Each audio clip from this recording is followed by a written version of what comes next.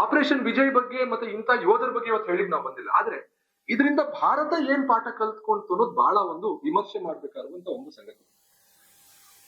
ಇಲ್ಲಿ ನಾವು ಭಾವನಾತ್ಮಕವಾಗಿ ಭಾರತದ ಆ ಒಂದು ಆಪರೇಷನ್ ಮತ್ತು ಭಾರತದ ಒಂದು ವಿಜಯ ಏನಿದೆ ಅದನ್ನ ನಾವು ನೋಡೋದಕ್ಕಿಂತ ಯಾವ ಯೋಧರು ನಮಗೋಸ್ಕರ ಹೇಗೆ ಪ್ರಾಣ ಬಿಟ್ರು, ಅದಕ್ಕೆ ಭಾರತ ಹೇಗೆ ಸ್ಪಂದಿಸ್ತು, ಮತ್ತೆ ಅವತ್ತಿನ ರಾಜತಾಂತ್ರಿಕತೆ ಹೇಗಿತ್ತು, ಇಂಥದ್ದೆಲ್ಲವೂ ನಾವು ನಾನಂತೂ ಸಣ್ಣಕ್ಕಿರ್ಬೇಕಾಗಿದ್ದನ್ನು ನಾನು ಇಲ್ಲೇ ಕೇಳ್ತಾ ಬಂದಿದ್ದೇನೆ, ಇದೇ ಸಂಘದಲ್ಲೇ ಕೇಳ್ತಾ ಬಂದಿದ್ದೀನಿ. ಎಷ್ಟೋ ಒಂದು ಬೌದ್ಧಿಕಗಳಲ್ಲಿ ಹೋಗಿ ಕೂತ್ಕೊಂಡಾಗ ಇದೆಲ್ಲ ನಾನೇ ಕೇಳ್ಕೊಂಡು ಬಂದಿದ್ದೀನಿ. ಆದ್ರೆ ಇದ್ರ ಹೊರತಾಗಿ ಏನ್ ವಿಚಾರ ಮಾಡಬಹುದು ಅಂತ ಅಂದ್ರೆ ಅದರಿಂದ ನಾವು ಕಲ್ತ್ಕೊಂಡಿರುವಂತಹ ಪಾಠಗಳು ಯಾವುದು? ಪಾಠಗಳು ಕೆಲವೊಂದು ಬಹಳ ಫ್ರೀಯಾಗಿ ಸಿಗುತ್ತೆ. ಉದಾಹರಣೆಗೆ ಏನೋ ಒಂದು ಶಾಲೆಗೆ ಹೋದ್ವಿ, ಅಥವಾ ಇನ್ನೊಂದು ಯಾರೋ ಒಬ್ಬರ ಹತ್ರ ಭೇಟಿ ಆದ್ವಿ, ಅಥವಾ ಒಂದು ಚಾ ಕುಡಿಬೇಕಾದ್ರೆ ಒಂದು ಪಾಠ ಹೇಳ್ತಾರೆ, ಈ ತರ ಹಿಂಗಿರ್ಬೇಡ ಹಿಂಗಿರು ಅಂತ ಹೇಳ್ತಾರೆ. ನಮ್ಗೆ ಅರ್ಥ ಆಗತ್ತೆ. ಕೆಲವೊಂದು ಪಾಠಗಳು ಬಹಳ ದುಬಾರಿ ಮೊತ್ತವನ್ನ ತೆತ್ತು ಎಷ್ಟೋ ಬಲಿದಾನವನ್ನ ಕೊಟ್ಟು ನಾವು ಕಲಿಬೇಕಾಗತ್ತೆ. ಅಂಥದೊಂದು ಪಾಠ ಇವೊಂದು operation Vijay was a huge success, but it came with a lot of lessons. ನಾವ್ ಏನ್ ಮಾಡ್ಬೇಕಾಗಿತ್ತು, ಮತ್ತೆ ನಾವು ಗೆದ್ರು ಕೂಡ ಯಾವ ಒಂದು ಹಂತದಲ್ಲಿ ನಾವು ಗೆದ್ವಿ, ಇನ್ನೇನ್ ಸೋಲ್ತಾ ಇರ್ಬೇಕಾದ್ರೆ ಗೆದ್ವಾ, ಅಥವಾ ಬೇರೆ ಯಾವ್ದೋ ಸಂದರ್ಭದಲ್ಲಿ ನಾವು ಬೈ ಲಕ್ ಗೆದ್ಬಿಟ್ವಾ, ಅಥವಾ ನಮ್ಮ ಬಲಿದಾನಗಳ ಆ ಟೈಮಲ್ಲಿ ಬಲಿದಾನ ಕೊಟ್ಟಿದ್ದಕ್ಕಾಗಿ ಮತ್ತೆ ಆ ಟೈಮಲ್ಲಿ ನಾವು ನಾವು ಮಲಗಿದ್ದವರು. ಈಗ ವಿವೇಕಾನಂದರು ಹೇಳ್ತಾರಲ್ಲ, ಎದ್ದೇಳಿ ಅಂತ ಹೇಳಿ, ಆ ತರ ಒಂದು ಇಷ್ಟು ದಿವಸ ಮಲಗಿದ್ದ ಸಿಂಹಗಳು ಎದ್ದ ಮೇಲೆ ಅವಾಗ ನಾವು ಗೆದ್ವಾ? ಇಂಥದ್ದೊಂದು ವಿಮರ್ಶೆ ಆಗ್ಬೇಕಾಗಿದೆ. ಆ ವಿಮರ್ಶೆಯಿಂದ ಬರುವಂತದ್ದೇನು ಅಂತಂದ್ರೆ, ಈ ಸಮುದ್ರ ಮಥನದಲ್ಲಿ ದೇವತೆಗಳು ಬಂದಾಗೆ ಈ ವಿಮರ್ಶೆಯಲ್ಲಿ ಬರುವಂತದ್ದು ನಮಗೆ ಪಾಠಗಳು. ಆಪರೇಷನ್ ವಿಜಯ್ ಕಳ್ಸಿಕೊಟ್ಟಿದ್ದು ನಮ್ಗೆ ಪಾಠಗಳು. ಹಾಗಾದ್ರೆ ಏನಾಯ್ತು? ಇದಕ್ಕೆ ಬಹಳ ಶಾರ್ಟ್ ಆಗಿ ಏನ್ ಆಯ್ತು ಅಂತ ಹೇಳ್ತಾ ಏನ್ ಪಾಠ ಕಲ್ತ್ವಿ ಅಂತ ನಾನು ಅದು ಡೀಟೇಲ್ ಆಗಿ ಹೇಳ್ತೀನಿ. ಮೊದಲನೇದಾಗಿ, ಪಾಕಿಸ್ತಾನ ನಮ್ಮ ಮೇಲೆ ಅಟ್ಯಾಕ್ ಮಾಡ್ಲಿಕ್ಕೆ ಕಾರಣ ಏನು? 1971 ವಾರ್ ಇರ್ಬೋದು, ಅಲ್ಲಿ ಬಾಂಗ್ಲಾದೇಶ ನಿರ್ಮಾಣ ಆಗತ್ತೆ. ಅದಕ್ಕೆಲ್ಲ ಭಾರತ ಹೇಗೆ ಬುನಾದಿಯನ್ನ ಹಾಕೊಡ್ತು, ಮತ್ತೆ ಪಾಕಿಸ್ತಾನಕ್ಕೆ ಹೇಗೆ ಮುಖಭಂಗವನ್ನ ಮಾಡ್ತು. ಅದಾದ್ಮೇಲೆ ಒಂದು ಹಿಸ್ಟಾರಿಕ್ ಶಿಮ್ಲಾ ಅಗ್ರಿಮೆಂಟ್ ಆಗತ್ತೆ, ಅಂದ್ರೆ ಯಾರು ಯಾರ ತಂಟೆಗೂ ಹೋಗುವಂತಿಲ್ಲ ಅಂತ ಹೇಳಿ ಎಲ್ಲವನ್ನೂ ಮಾಡ್ತು. ಇದಾದ ಮೇಲೆ ಇಂದಿರಾ ಗಾಂಧಿ ಮತ್ತು ಅವಾಗಿನ ಪಾಕಿಸ್ತಾನಿ ಪ್ರಧಾನಿಯಾಗಿರುವಂತಹ ಜುಲ್ಫಿಕರ್ ಅಲಿ ಭುಟ್ಟೋ ಇವರಿಬ್ರು ಒಂದು ಪ್ಯಾಕ್ಟ್ ಅನ್ನ ಸೈನ್ ಮಾಡ್ತಾರೆ. ಆ ಪ್ಯಾಕ್ಟ್ ನ ಹೆಸರೇ ಅಥವಾ ಆ ಅಗ್ರಿಮೆಂಟ್ ನ ಹೆಸರೇ ಶಿಮ್ಲಾ ಅಗ್ರಿಮೆಂಟ್. ಇದು ಯಾವಾಗ ಆಗುವಂತದ್ದು? 1971 ಆದ್ಮೇಲೆ ಬಾಂಗ್ಲಾದೇಶಕ್ಕೆ ಒಂದು ಸಪರೇಟ್ ಸ್ಟೇಟಸ್ ಅನ್ನ ಕೊಟ್ಟು ಪಾಕಿಸ್ತಾನವನ್ನ ನಾವು ಈಸ್ಟ್ ಪಾಕಿಸ್ತಾನ ಅಂತ ಏನ್ ಮಾಡ್ಕೊಂಡಿತ್ತದು, ನಾವು ಅದನ್ನ ಬಾಂಗ್ಲಾದೇಶವನ್ನ ಹಾಗೆ ಮಾಡಿ ಎಲ್ಲ ಆದ್ಮೇಲೆ ಇದು ಬರುವಂತದ್ದು ಈ ಒಂದು ಅಗ್ರಿಮೆಂಟ್ ಶಿಮ್ಲಾ ಅಗ್ರಿಮೆಂಟ್ ಆಗಿರುತ್ತೆ. ಇದಾದ ಮೇಲೆ ಸಿಯಾಚಿನ್ ಕಾನ್ಫ್ಲಿಕ್ಟ್ ಆಗತ್ತೆ. ಸಿಯಾಚಿನ್ ಕಾನ್ಫ್ಲಿಕ್ಟ್ ಅಲ್ಲೂ ಕೂಡ ನಾವು ಗೆಲ್ತೀವಿ. ನಾವು ಒಂದು ಮೇಜರ್ ಸ್ಥಾನವನ್ನ ನಾವಲ್ಲಿ ವಹಿಸ್ಕೊಳ್ತೀವಿ. ಎಷ್ಟೋ ಒಂದು ಸುಮಾರು ಈಗ ಹೇಳ್ಬೇಕು ಅಂತಂದ್ರೆ 75ರಿಂದ 100 ಕಿಲೋಮೀಟರ್ ಒಂದು ವ್ಯಾಪ್ತಿ ಏನಿದೆ, ಆ ವ್ಯಾಪ್ತಿಯನ್ನು ನಾವು ನಮ್ಮ ತೆಕ್ಕೆಗೆ ತೆಗೆದುಕೊಂಡ್ವಿ. ಯಾವ್ದ್ರ ಮೂಲಕ? ಆಪರೇಷನ್ ಮೇಘದೂತ್. ಆಪರೇಷನ್ ಮೇಘದೂತ್ ಇಂದ ನಮಗೆ ಅಲ್ಲೇನ್ ಮಾಡ್ತಿದ್ರು ಪಾಕಿಸ್ತಾನವರು ಅಂತಂದ್ರೆ, ಈ ಸಹಜವಾಗಿ ನಾವ್ ಯಾವ್ದೋ ಒಂದು ದೇವಸ್ಥಾನಕ್ಕೆ ಹೋಗ್ತಾ ಇರ್ತೀವಿ, ಅಥವಾ ಬೇಡ ಯಾವ್ದೋ ಒಂದು ಜಾಗಕ್ಕೆ ಹೋಗ್ತಾ ಇರ್ತೀವಿ. ಆ ಜಾಗಕ್ಕೆ ಪ್ರತಿ ದಿವಸ ಬರ್ತಾ ಇದ್ರೆ ಜನರಿಗೆ ಏನನ್ಸುತ್ತೆ, ಅವ್ನ್ ದಿನ ಅಲ್ಲಿ ಬರ್ತಾನೆ, ಮತ್ತೆ ನಾವು ಆ ಜಾಗದಲ್ಲಿ ಯಾವಾಗ್ಲೂ ಅಲ್ಲೇ ಕೂತ್ಕೋತಾ ಇದ್ರೆ ಅವ್ರು ಏನ್ಕೋತಾರೆ, ಅದು ಅವನದೇ ಜಾಗ, ಅಲ್ಲೇ ಕೂತ್ಕೋತಾನೆ. ಇನ್ನ ನಾವು ಸಹಜವಾಗಿ ಯಾವ್ದೋ ನೋಡಿರ್ಬೋದು, ಯಾವ್ದೋ ಒಂದು ಪಾರ್ಕ್ ಗಳಲ್ಲಿ ನಾವು ಹೋಗ್ತಾ ಇರ್ತೀವಿ, ಕೆಲವು ಮುದುಕರು ಅಲ್ಲೇ ಕೂತಿರ್ತಾರೆ, ಅವ್ರು ಎಷ್ಟೋ ವರ್ಷದಿಂದ ಕೂತಿರ್ತಾರೆ, ಆ ಜಾಗದಲ್ಲಿ ಯಾರು ಕೂತ್ಕೊಳ್ಳಲ್ಲ, ಯಾಕಂದ್ರೆ ಅದು ಅವ್ರ ಜಾಗ. ಆ ತರ ಜಾಗವನ್ನ ಮಾಡಿಕೊಳ್ಳುವಂತ ಪ್ರಯತ್ನದಲ್ಲಿ ಪಾಕಿಸ್ತಾನ ಇತ್ತು. ಸಿಯಾಚಿನ್ ಗ್ಲೇಷಿಯರ್ ಅನ್ನ ತಾನು ತೆಕ್ಕೆಗೆ ತೆಗೆದುಕೊಳ್ಬೇಕು ಅಂತ ಹೇಳಿ ಅಲ್ಲಿರುವಂತಹ ಮೌಂಟೇನಿಯರ್ಸ್ ಇರ್ತಾರಲ್ಲ, ಅಂದ್ರೆ ಪರ್ವತವನ್ನ ಹತ್ತಾರೆ, ಏನೋ ಒಂದು ಸಾಧನೆ ಮಾಡ್ತಿರ್ತಾರೆ, ಅವ್ರ ಕೆಲ್ಸನೇ ಪರ್ವತ ಹತ್ತೋದು, ಅದೊಂಥರ ಖುಷಿ ಅವ್ರಿಗೆಲ್ಲ ಇವರು ಪರ್ಮಿಷನ್ ಕೊಡ್ತಾ ಇದ್ರು ಪಾಕಿಸ್ತಾನ ಅವರು. ಇದನ್ನ ತಿಳಿದಂತಹ ಭಾರತ ತಾನು ಇದನ್ನ ನಾನು ತನ್ನ ತೆಕ್ಕೆಗೆ ತೆಗೆದುಕೊಳ್ಬೇಕು ಅಂತ ಹೇಳಿ ಆಪರೇಷನ್ ಮೇಘದೂತನ್ನ ಮಾಡುತ್ತೆ. ಇದಾದ ಮೇಲೆ ಪಾಕಿಸ್ತಾನಕ್ಕೆ ಒಂಥರ ಬಹಳ ಅಂದ್ರೆ ಬಹಳ ಒಂದು ಇರಿಟೇಷನ್ ಶುರು ಆಗ್ಬಿಡುತ್ತೆ. ಹೇಗೆ? ಆ ಕಡೆ 1971 ಹೋಯ್ತು, ಈ ಕಡೆ ಸಿಯಾಚಿನ್ ಹೋಯ್ತು, ಇನ್ನು ನಾವೇನ್ ಕಳ್ಕೋಬೇಕು ಅಂತ ಹೇಳಿ ಬಹಳ ಒಂದು ಚಿಂತಾಕ್ರಾಂತವಾಗಿರ್ಬೇಕಾರೆ ಎಷ್ಟು ಟೆರರಿಸ್ಟ್ ಗಳನ್ನ, ಎಷ್ಟು ಈ ಫಾರಿನ್ ಡಿಪ್ಲೊಮೆಸಿ ಮೂಲಕ ಅವರು ನಮ್ಮ ಭಾರತವನ್ನ ಕಟ್ಟಾಕಕ್ಕೆ ನೋಡಿದ್ರು. ಆದ್ರೆ ಎಲ್ಲರೂ ಹೇಳಿದ ಒಂದೇ ಮಾತು, ಅದು ಅವ್ರದ್ದೇ, ನೀವು ಮಧ್ಯೆ ಸುದ್ದಿಗೆ ಹೋಗ್ಬೇಡಿ ಅಂತ ಹೇಳಿ. ಇದು ಬಹಳ ಮುಖಭಂಗವಾಗಿತ್ತು. ಇದು ನಾನು ಹೇಳ್ತಿಲ್ಲ, ಮುಷರಫ್ ಅವರೊಂದು ಪುಸ್ತಕದಲ್ಲಿ ಬರ್ಕೊಳ್ತಾರೆ. ಆಲ್ಮೋಸ್ಟ್ ಆ ಒಂದು ಆಪರೇಷನ್ ಮೇಘದೂತದಿಂದ ನಾವು ಕಳೆದುಕೊಂಡಂತಹ ಜಾಗ 985 kilometres. That's a huge stretch. ನೀವು ಯೋಚನೆ ಮಾಡಿ, ಇಲ್ಲಿಂದ ನಾವು ಶಿವಮೊಗ್ಗಕ್ಕೆ ಹೋಗ್ಬೇಕಂದ್ರೆ ಆಲ್ಮೋಸ್ಟ್ ಒಂದು 300 ಕಿಲೋಮೀಟರ್ ಇದೆ. ಆದ್ರೆ 985 ಕಿಲೋಮೀಟರ್ಸ್ ಅಂದ್ರೆ ರಾಯಚೂರ್ನು ದಾಟೋಯ್ತು ಬೆಂಗಳೂರಿಂದ. ಅಷ್ಟು ದೊಡ್ಡ ಜಾಗವನ್ನ ಇವರು ವಶಪಡಿಸ್ಕೊಳ್ತಾರೆ ಭಾರತ. ಅದು ಒಂದು ಆಪರೇಷನ್ ಮೇಘದೂತದಿಂದ ಅಂತಂದ್ರೆ ಅವ್ರಿಗೆ ಆಗುವಂತಹ ಅವಮಾನ ಎಷ್ಟಿರ್ಬೋದು. ಈ ಒಂದು ಕಾರಣವನ್ನ ನೇರವಾಗಿ ಮುಷರಫ್ ಅವರು ಯಾರು ಇದಕ್ಕೆ ಕಾರಣ ಅಂತ ಹೇಳಿ ಒಂದು ಪುಸ್ತಕ ಬರೀತಾ ಆ ಪುಸ್ತಕದಲ್ಲಿ ಇದೆಲ್ಲ ದಾಖಲಿಸಿರುವಂತದ್ದು ನಾವು ಕಾಣಬಹುದು. ಇನ್ನು ಇದಾದ ಮೇಲೆ ಭಾರತ ಒಂದು ಮೇಜರ್ ಆವಿಷ್ಕಾರವನ್ನ ಮಾಡಿತು. ಇಡೀ ವಿಶ್ವವೇ ಬೆರಗಾಗಿ ನೋಡ್ಬಿಡ್ತಾರೆ, ಭಾರತಕ್ಕೆ ಇಂಥದ್ದೊಂದು ಸಾಧ್ಯ ಇದೆಯಾ ಅಂತ ನೋಡ್ತು. ಯಾವ್ದು ಅಂತಂದ್ರೆ ಮೇ 11ರಿಂದ ಮೇ 13 ತನಕ 1998 ಆ ಒಂದು ಸಮಯ ಇಡೀ ವಿಶ್ವವೇ ಭಾರತವನ್ನ ತಿರುಗಿ ನೋಡ್ತು. ಭಾರತ ಅವತ್ತು ಯಾರಿಗೂ ಗೊತ್ತಾಗದೇ ಇರೋ ರೀತಿಲಿ, US ಗೂ ಗೊತ್ತಾಗದೇ ಇರೋ ರೀತಿಲಿ, ಅದ್ರ ಬಗ್ಗೆ ಪಿಕ್ಚರ್ಗಳು ಆಗ್ಲೇ ಬಂದಿದ್ದಾವೆ, ಹಿಂದಿ ಪಿಕ್ಚರ್ಗಳು. ನ್ಯೂಕ್ಲಿಯರ್ ಪವರ್ ರಾಷ್ಟ್ರವಾಗೋಯ್ತು ನಮ್ದು. ಅದಾದ್ಮೇಲೆ ಪೋಖ್ರಾನ್ 2 ಕೂಡ ಆಯ್ತು, ಆಪರೇಷನ್ ಶಕ್ತಿ ಅಂತ ಹೇಳಿ. ಇದ್ರ ಜೊತೆ ನಾವು 5 ಅಣುಸ್ಫೋಟಗಳನ್ನ ಮಾಡಿ ಯಾರಿಗೂ ಗೊತ್ತಾಗದ ತರ ಮಾಡಿ ಟೆಸ್ಟ್ ಮಾಡಿ ನಾವು ಗೆದ್ವಿ. ನಾವು ಭಾರತ ಅವತ್ತು ನ್ಯೂಕ್ಲಿಯರ್ ಶಕ್ತ ರಾಷ್ಟ್ರ ಅಂತ ಹೇಳಿ ಘೋಷಣೆ ಆಯ್ತು. ಇದಾದ ಮೇಲೆ ಅಮೆರಿಕ ಇರ್ಬೋದು, ಆಮೇಲೆ ಜಪಾನ್ ಇರ್ಬೋದು, ಇನ್ನು ಹಲವಾರು ರಾಷ್ಟ್ರಗಳು ನಮ್ಮ ಮೇಲೆ ಒಂದು ಸ್ಯಾಂಕ್ಷನ್ ಅನ್ನ ತರ್ತಾರೆ. ಅದನ್ನೆಲ್ಲ ನಾವು ತುಂಬಾ ಚೆನ್ನಾಗಿ ಫೇಸ್ ಮಾಡಿದ್ವಿ. ಆದ್ರೆ ಪಾಕಿಸ್ತಾನಕ್ಕೆ ಹೆದರಿಕೆ ಶುರು ಆಗೋಗಿತ್ತು. ಅರೆ ಏನ್ ಮಾಡೋದು ನಾವು ಇಂಥ ಒಂದು ಸಮಯದಲ್ಲಿ, ಅವ್ರು ನ್ಯೂಕ್ಲಿಯರ್ ಪವರ್ ರಾಷ್ಟ್ರ ಆಗ್ಬಿಟ್ರೆ ನಾಳೆ ಭಾರತ ನಮ್ಮ ಮೇಲೆ ಯಾವ ಬೇಕಾದ್ರೂ ಹೊಡಿಬಹುದಲ್ಲ ಅನ್ನೋ ಒಂದು ಹೆದರಿಕೆಯಲ್ಲಿ ಕೇವಲ 15 ದಿವಸದಲ್ಲಿ ಅದು ಕೂಡ ನ್ಯೂಕ್ಲಿಯರ್ ಶಕ್ತ ರಾಷ್ಟ್ರವಾಗ್ಬಿಡ್ತು. ಆದ್ರೆ ಇವ್ರದ್ದು ಈ ಒಂದು ಹೊಟ್ಟೆ ಒಳಗಿನ ಒಂದು ಉರಿ ಇತ್ತಲ್ಲ, ಅದು ಶಮನ ಆಗ್ತಿರ್ಲಿಲ್ಲ. ನ್ಯೂಕ್ಲಿಯರ್ ಶಕ್ತ ರಾಷ್ಟ್ರ ಹೌದು ಭಾರತ, ಆದ್ರೆ ನಮಗೆ ಕಾಶ್ಮೀರ ಬೇಕು, ನಮಗೆ ಭಾರತ ಬೇಕು. ಭಾರತವನ್ನ ಇವತ್ತೇನು ಒಂದು ಪಾಪ್ಯುಲೇಷನ್ ಇದೆ ಅದು ತಲೆ ಕೆಡಿಸ್ಬೇಕು. ಮತ್ತೆ ನೇರವಾಗಿ ಭಾರತದ ವಿರುದ್ಧ ಇಡೀ ಭಾರತವನ್ನ ಇಸ್ಲಾಮೀಕರಣ ಮಾಡಬೇಕು ಅನ್ನೋ ಒಂದು ನಿಟ್ಟಲ್ಲಿ ಪಾಕಿಸ್ತಾನ ಅಷ್ಟೇ ಅಲ್ಲ, ಪಾಕಿಸ್ತಾನ ಪ್ರೇರಿತ ಮತ್ತೆ ಪಾಕಿಸ್ತಾನ ಪೋಷಿತ ಅಷ್ಟೂ ಉಗ್ರರು ಇದಕ್ಕೆ ಕೆಲಸ ಮಾಡ್ತಿದ್ರು, ಇದಕ್ಕೆ ಪಣ ತೊಟ್ಟಿದ್ರು. ಆದ್ರೆ ಯಾವಾಗ ನಾವು ನ್ಯೂಕ್ಲಿಯರ್ ಶಕ್ತ ರಾಷ್ಟ್ರವಾಯ್ತು, ಅವರು ಆದ್ರೂ ಕೂಡ, ಪಾಕಿಸ್ತಾನ ನ್ಯೂಕ್ಲಿಯರ್ ಶಕ್ತ ರಾಷ್ಟ್ರ ಆದ್ರೂ ಕೂಡ ಮತ್ತೊಂದೇನ್ ಸಂಗತಿ ಆಯ್ತು ಅಂತಂದ್ರೆ, ಯಾವತ್ತು ನಮ್ಮ ಭಾರತ ನಮ್ಮ ಮೇಲೆ ಅಟ್ಯಾಕ್ ಮಾಡ್ಬಿಟ್ರೆ ಕೊನೆ ನಮ್ಗೆ ಇರುವಷ್ಟು ನಾವು ಮಂದಿನೂ ನಾವ್ ಇರೋದಿಲ್ಲ ಅನ್ನೋ ಒಂದು ನಿರ್ಧಾರಕ್ಕೆ ಅವ್ರು ಬಂದ್ಮೇಲೆ ಅವ್ರು ಏನ್ ಮಾಡ್ತಾರೆ, ನಿಧಾನವಾಗಿ ಇಲ್ಲಿಂದ ನಿಮಗೆ ಆಪರೇಷನ್ ವಿಜಯ್ ಇರ್ಬೋದು, ಅದಕ್ಕೆ ಹೊರತಾಗಿ ಅದಕ್ಕೆ ಮೊದಲು ಬರುವಂತದ್ದು ಆಪರೇಷನ್ ಬದರ್. ಆಪರೇಷನ್ ಬದರ್ನ ಅವರು ಪ್ಲಾನ್ ಮಾಡ್ತಾರೆ. ಏನದು ಆಪರೇಷನ್ ಬದರ್ ಅಂತ ಹೇಳಿದ್ರೆ, ಕಾಶ್ಮೀರದ ಆ ಭಾಗಗಳಿಂದ ನಾವು ಒಳಗ್ ನುಗ್ಗಬೇಕು.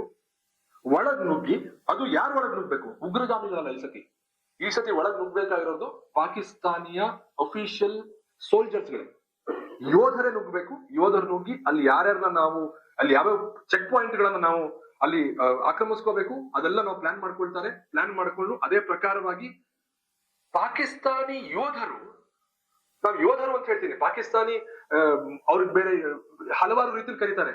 ಆದ್ರೆ ಯೋಧರು ಎಲ್ಲಾ ಕಡೆ ಯೋಧರೇ, ಅವ್ರಿಗೂ ಗೌರವ ಸಲ್ಬೇಕಾಗಿದೆ, ನಮ್ಮ ಯೋಧರಿಗೂ ಗೌರವ ಸಲ್ಬೇಕಾಗಿದೆ. ಆದ್ರೆ ಮೊದಲನೇ ಸತಿ ಪಾಕಿಸ್ತಾನಿ ಯೋಧರು ಉಗ್ರಗಾಮಿಗಳಾಗಿ ಒಳಗೆ ಬರ್ತಾರೆ ಭಾರತದೊಳಗೆ. ದಿಸ್ ಇಸ್ ವೇರ್ ಆ ಯೋಧ ಅನ್ನೋ ಪಟ್ಟಕ್ಕೆ ಅವರೇ ಮಸಿ ಬಡಿಸ್ಕೊಂಡು ಅವ್ರನ್ನ ನಾವು ನೇರವಾಗಿ ಭಾರತೀಯರು ಅವತ್ತಿಂದ ಅವ್ರನ್ನ ಹಂದಿಗಳು ಅಂತ ಕರೀಲಿಕ್ಕೆ ಶುರು ಮಾಡೋದು. ಯಾಕೆಂದ್ರೆ ಹಂದಿಗಳು ಹಂಗೆ ನುಗ್ಗದಲ್ವಾ, ಯೋಧರು ಮಾತ್ರ ಎದೆ ಕೊಟ್ಟು ನುಗ್ತಾರೆ. ಭಾರತೀಯ ಯೋಧರು ಅದೇ ಮಾಡಿದ್ರು. ಆಪರೇಷನ್ ಬದರ್ ಶುರು ಮಾಡ್ತಾರೆ. ಆದ್ರೆ ಇಲ್ಲಿ ಈ ಒಬ್ಬ ಮನುಷ್ಯ ಇದಾನಲ್ಲ, ಯಾರು? ಪ್ರಧಾನಿ ಅಟಲ್ ಬಿಹಾರಿ ವಾಜಪೇಯಿ.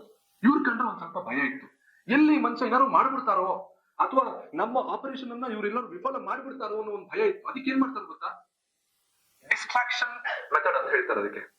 ಅಂದ್ರೆ ಯಾವ್ದೋ ಒಂದು ಕಡೆ, ಈಗ ನಾವ್ ಹೇಗೆ ಪೋಖ್ರಾನ್ ಅಥವಾ ನ್ಯೂಕ್ಲಿಯರ್ ಟೆಸ್ಟ್ ಮಾಡೋ ಟೈಮಲ್ಲಿ ಬೇರೆ ಕಡೆ US ಸ್ಯಾಟಲೈಟ್ ಗಳನ್ನ ನಾವು ಒಂದು ಡಿಸ್ಟ್ರಾಕ್ಷನ್ ಮಾಡಿ ನಾವು ಹೇಗೆ ಟೆಸ್ಟ್ ಅನ್ನ ಮಾಡಿದ್ವೋ, ಅದೇ ಒಂದು ಡಿಸ್ಟ್ರಾಕ್ಷನ್ ಮೆಥಡ್ ಅಲ್ಲಿ ಭಾರತವನ್ನ ಹೊಡಿಬೇಕು ಅಂತ ಹೇಳಿ 1900 ಆ ಒಂದು ರೇಂಜ್ ಅಲ್ಲಿ ಡೆಲ್ಲಿಯಿಂದ ಲಾಹೋರ್ಗೆ ಒಂದು ಸ್ನೇಹಮಯ ಒಂದು ಆಟಿಟ್ಯೂಡ್ ಇಂದ ನಾವು ಒಂದು ಬಸ್ ಬಿಡ್ತೀವಿ ಅಂತ ಹೇಳಿ ಒಂದು ಘೋಷಣೆಯನ್ನು ಮಾಡುತ್ತೆ, ಪಾಕಿಸ್ತಾನವೇ ಮಾಡುತ್ತೆ. ಅದಕ್ಕೆ ಅಟಲ್ ಬಿಹಾರಿ ವಾಜಪೇಯಿ ಅವರು ಸ್ನೇಹದಿಂದ ಇದ್ರೆ ನಾವು ಚೆನ್ನಾಗಿರ್ತೀವಿ ಅಂತ ಹೇಳಿ ಅವರು ಕೂಡ ಅಲ್ಲೇ ಹೋಗ್ತಾರೆ. ಅಲ್ಲಿ ಹೋಗಿ ಬಸ್ಸಲ್ಲೇ ಕೂತ್ಕೊಂಡು ಆ ಬಸ್ನ ಉದ್ಘಾಟನೆಯನ್ನು ಮಾಡ್ತಾರ ಅವರು.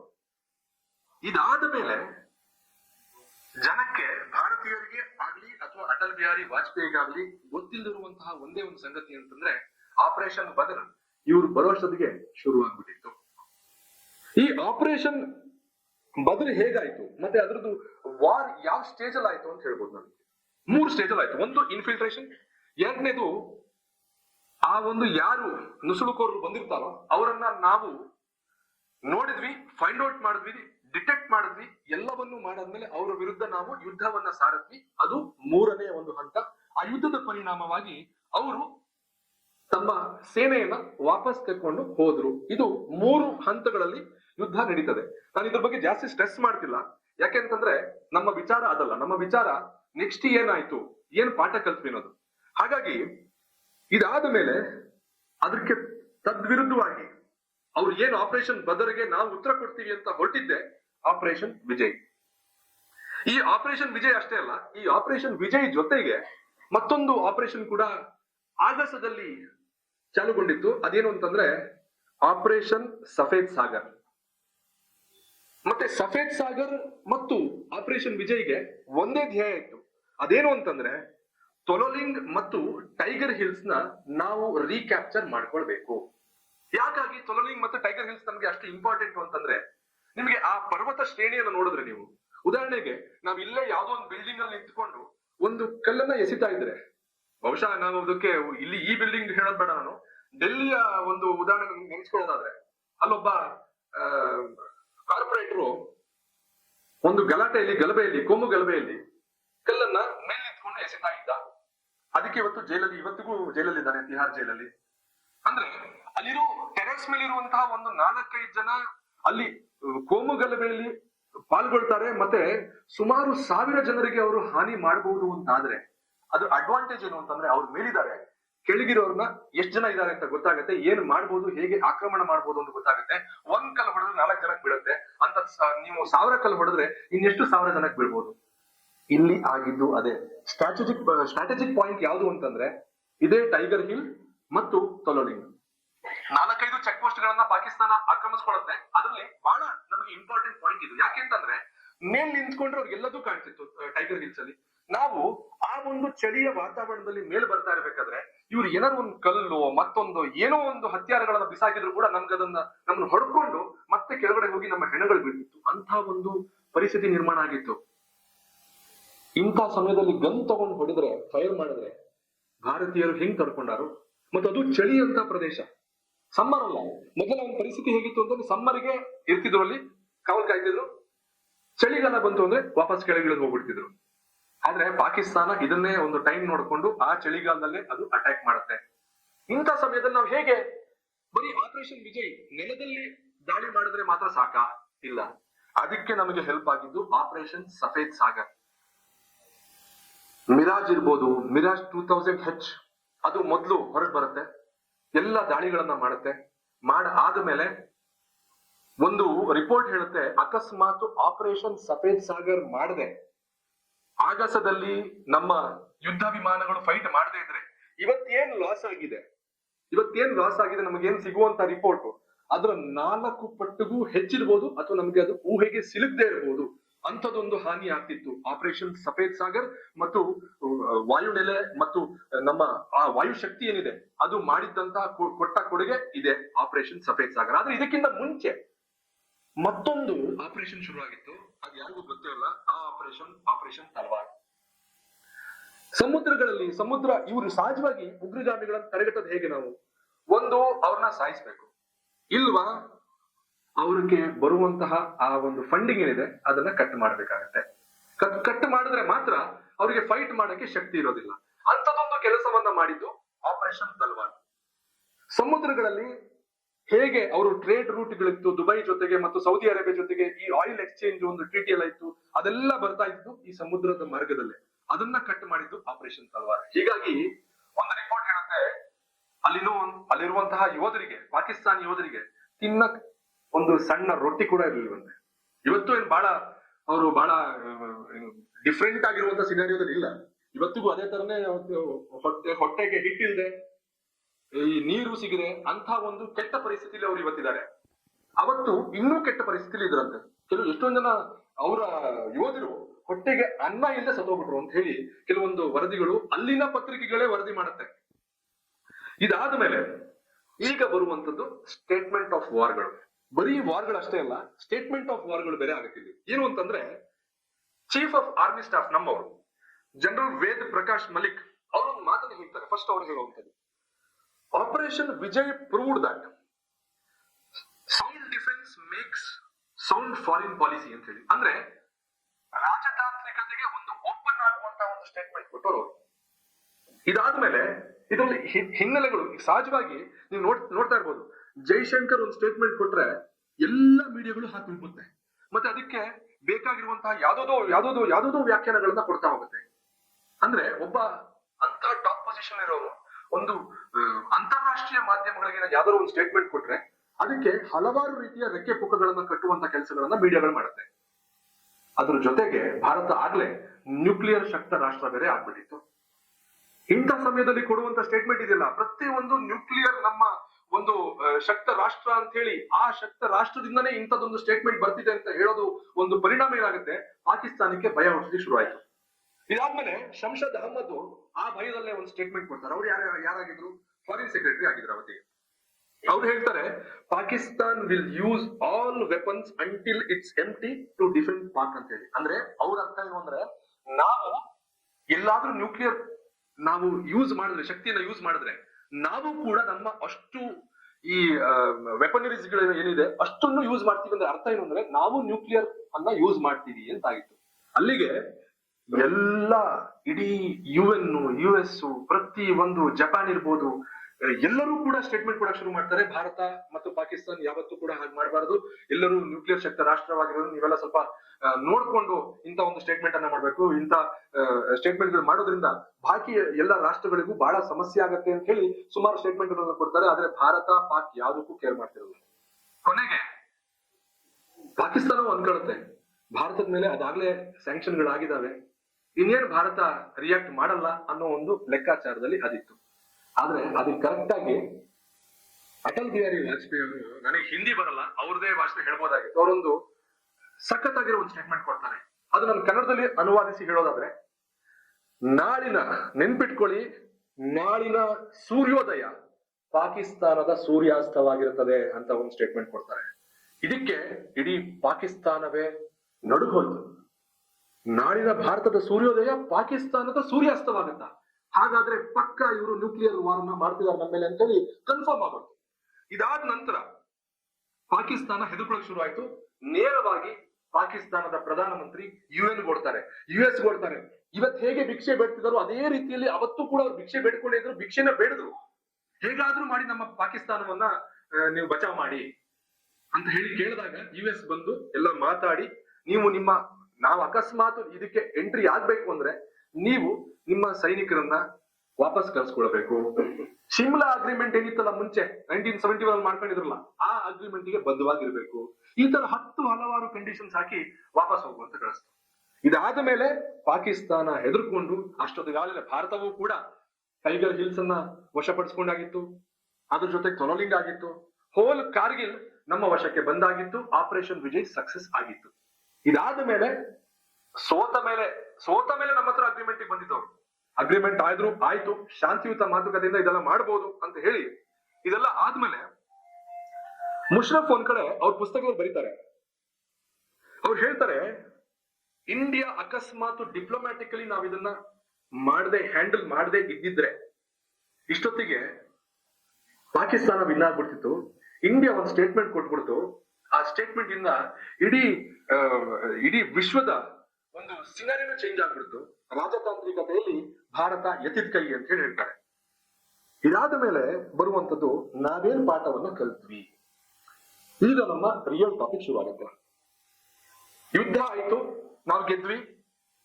ನಮ್ಮೆಲ್ಲರಿಗೂ ನೆನಪಿರ್ಬೋದು ಆ ಒಂದು ಫೇಮಸ್ ವಿಡಿಯೋ. ಅಟಲ್ ಬಿಹಾರಿ ವಾಜಪೇಯಿ ಅವರು ಬರ್ತಾರೆ, ಬಂದು ನಾವ್ ಗೆದ್ವಿ, operation Vijay is a success ಅಂತ ಹೇಳಿ ಒಂದು ಘೋಷಣೆಯನ್ನ ಮಾಡ್ತಾರೆ. ಆದ್ರೆ ಅವತ್ತಿಂದ ಒಂದು ದೊಡ್ಡ ಕೆಲಸ ಶುರು ಆಗಿದೆ. ಅದೇನು ಅಂತಂದ್ರೆ, ನಾವ್ ಯಾಕೆ ಸೋತ್ವಿ, ನಮಗೆ ಉಗ್ರಗಾಮಿಗಳು ಬರೋದು ಗೊತ್ತಾಗುತ್ತೆ. ಆದ್ರೆ ಪಾಕಿಸ್ತಾನಿ ಯೋಧರು ಉಗ್ರಗಾಮಿಗಳ ವೇಷದಲ್ಲಿ ನಮ್ಮ ದೇಶದೊಳಗೆ ನುಸುಳಿದ್ರಲ್ಲ, ಅದು ನಮ್ಗೆ ಗೊತ್ತೇ ಆಗ್ಲಿಲ್ವೇ? ಯಾರು ತಪ್ಪದು? ಇಂಟೆಲಿಜೆನ್ಸ್ ತಪ್ಪು. ಅಷ್ಟೇ ಅಲ್ಲ, ಇಂಟೆಲಿಜೆನ್ಸ್ ಯಾರ ಮಗ? RNDW ತಪ್ಪು. ಹೀಗೆ ಸುಮಾರು ಒಂದು ಅಭಿಪ್ರಾಯಗಳು ಬಂದ ನಂತರ ಅವತ್ತಿನ ಪ್ರಧಾನಮಂತ್ರಿಗಳು ಕಾರ್ಗಿಲ್ ರಿವ್ಯೂ ಕಮಿಟಿಯನ್ನ ಮಾಡ್ತಾರೆ. ಇದರ ಉದ್ದೇಶ ಏನು ಅಂತಂದ್ರೆ, ನಾವು ಈ ಒಂದು ಯುದ್ಧದ ಸಿನಾರಿಯೋ ಏನಿದೆ, ಯುದ್ಧ ನಡೀತಾ ಇರ್ಬೇಕಾದ್ರೆ, ಯುದ್ಧ ಆದ್ಮೇಲಿನಂತೂ, ಮತ್ತೆ ಯುದ್ಧ ಆಗೋಕ್ಕಿಂತ ಮುಂಚೆ ಎಲ್ಲೆಲ್ಲಿ ನಾವು ಫೇಲ್ಯೂರ್ ಆದ್ವಿ ಅನ್ನೋದನ್ನ ಅಸೆಸ್ ಮಾಡಬೇಕು. ಅದಾದ್ಮೇಲೆ ಅದ್ರ ಪ್ರಕಾರವಾಗಿ ರೆಕಮೆಂಡೇಶನ್ಸ್ ಅನ್ನ ಮಾಡಬೇಕಾಗಿದೆ. ಹೀಗೆ 4-5 ಟಾಸ್ಕ್ಗಳ ಮೂಲಕ ಬರುತ್ತೆ. ಇಟ್ ಈಸ್ ಹೆಡೆಡ್ ಬೈ ಅವತ್ತಿನ ಬಹಳ ಫೇಮಸ್ ವ್ಯಕ್ತಿ ಸುಬ್ರಹ್ಮಣ್ಯಂ ಯಾರು ಅಂತ ಕೇಳಿದ್ರೆ, ಇವತ್ತಿನ ಜೈಶಂಕರ್ ಇದಾರಲ್ಲ, ಜೈಶಂಕರ್ ಅವರ ಅಪ್ಪನೇ ಸುಬ್ರಹ್ಮಣ್ಯಂ. ಅವರ ಕಮಿಟಿಯಲ್ಲಿ ಇನ್ನು 3-4 ಜನ ಇರ್ತಾರೆ. Retired lieutenant general KK Hazari, ಮತ್ತೆ BG ವರ್ಗೀಸು, ಸತೀಶ್ ಚಂದ್ರ, ಹೀಗೆ ಸುಮಾರು ಜನ ಇರ್ತಾರೆ. ಇವರು ಒಂದು ರಿಪೋರ್ಟ್ ಅನ್ನ ಕೊಡ್ತಾರೆ. ಆ ರಿಪೋರ್ಟ್ ಏನು ಅಂತ ಹೇಳಿದ್ರೆ, ಇದಕ್ಕೆ ನೇರ ಹೊಣೆ ಫೇಲ್ಯೂರ್ ಆಫ್ ಇಂಟೆಲಿಜೆನ್ಸ್. ಅಷ್ಟೇ ಅಲ್ಲ, ನಮ್ ಜೊತೆಗೆ ಇಂಟೆಲಿಜೆನ್ಸ್ ಫೇಲ್ಯೂರ್ ಒಂದು ಪಾರ್ಟ್ ಆದ್ರೆ ಅದನ್ನ ಕೋಆರ್ಡಿನೇಟ್ ಮಾಡ್ಕೋಬೇಕಾಗಿತ್ತು. ನಮ್ದು ಇಂಡಿಯನ್ ಆರ್ಮಿ ಇದೆ, ಇಂಡಿಯನ್ ನೇವಿ ಇದೆ, ಇಂಡಿಯನ್ ಏರ್ ಫೋರ್ಸ್ ಇದೆ, ಅದ್ರ ಜೊತೆಗೆ ಇಂಟೆಲಿಜೆನ್ಸ್ ಇದೆ, ಮತ್ತೆ ಅದ್ರ ಜೊತೆಗೆ ನಮ್ಮ ಡಿಫೆನ್ಸ್ ಮಿನಿಸ್ಟರ್ಗಳು ಇದ್ದಾರೆ, ಅವರೆಲ್ಲ ಅದನ್ನ ಫಾಲೋ ಮಾಡ್ತಿರ್ತಾರೆ. ಆದ್ರೆ ಯಾರಿಗೂ ಕೂಡ ಒಂದು ಕೊಟ್ಟಿರೋ ಮಾಹಿತಿ, ಪಾಯಿಂಟ್ ಎಗೆ ಕೊಟ್ಟಿರೋ ಮಾಹಿತಿ ಪಾಯಿಂಟ್ ಬಿ ಗೆ ತಲುಪ್ತಾನೆ ಇರ್ಲಿಲ್ಲ. ಪಾಯಿಂಟ್ ಸಿ ಗೆ ಅದ್ರ ಬಗ್ಗೆ ಮಾಹಿತಿ ಇದೆ ಅನ್ನೋದೇ ಗೊತ್ತಿರ್ತಿರ್ಲಿಲ್ಲ. ಪಾಯಿಂಟ್ ಡಿ ಇ ಎಲ್ಲ ನಿಮಗೆ ಅವ್ರಿಗೆ ಬೇರೆ ಲೋಕದಲ್ಲೇ ವಿಹರಿಸ್ತಾ ಇದ್ರು. ಮಾಹಿತಿ ಇತ್ತು, ಆದ್ರೂ ಕೂಡ ಆ ಮಾಹಿತಿಯನ್ನ ಸಮರ್ಪಕವಾಗಿ ಯೂಸ್ ಮಾಡ್ಕೊಂಡಿರ್ಲಿಲ್ಲ ನಾವು. ಆ ಕಾರಣಕ್ಕೋಸ್ಕರ ಫೇಲ್ ಆದ್ವಿ ಅಂತ ಹೇಳಿ ಅವರು ರಿಪೋರ್ಟ್ ಕೊಡುತ್ತೆ. ಮತ್ತೆ ಅದ್ರ ಜೊತೆಗೆ ಒಂದು ರೆಕಮೆಂಡೇಶನ್ಸ್ ಅನ್ನ ಕೊಡುತ್ತೆ. ಅವ್ರ ಕಂಪ್ಲೇಂಟ್ ಹೇಳೋದ್ರ ಜೊತೆಗೆ ಏನು ಮಾಡಬಹುದು ನಾವು ಮುಂದೆ ಅಂತ ಹೇಳಿ ಅದೇ ಪಾಠಗಳು. ಒಂದು ರೆಕಮೆಂಡೇಶನ್ ಕೊಡುತ್ತೆ, ಒಂದು ಫಾರ್ಮೇಶನ್ ಆಫ್ ಒಂದು ಚೀಫ್ ಡಿಫೆನ್ಸ್ ಸ್ಟಾಫ್ ಅನ್ನ ಮಾಡ್ಬೇಕು ನಾವು. ಒಬ್ಬ ಚೀಫ್ ಡಿಫೆನ್ಸ್ ಸ್ಟಾಫ್ ಅನ್ನ ಇಡ್ಬೇಕು ನಾವು, CDS ಅಂತ ಹೇಳ್ತಾರೆ. ಅಂದ್ರೆ 3 ನಮ್ಮ ಏನು ಆರ್ಮಿ ಇದೆಯಲ್ಲ, ಸೆಕ್ಟರ್ ಆಫ್ ಆರ್ಮಿ, ಒಂದು ಆರ್ಮಿ, ನೇವಿ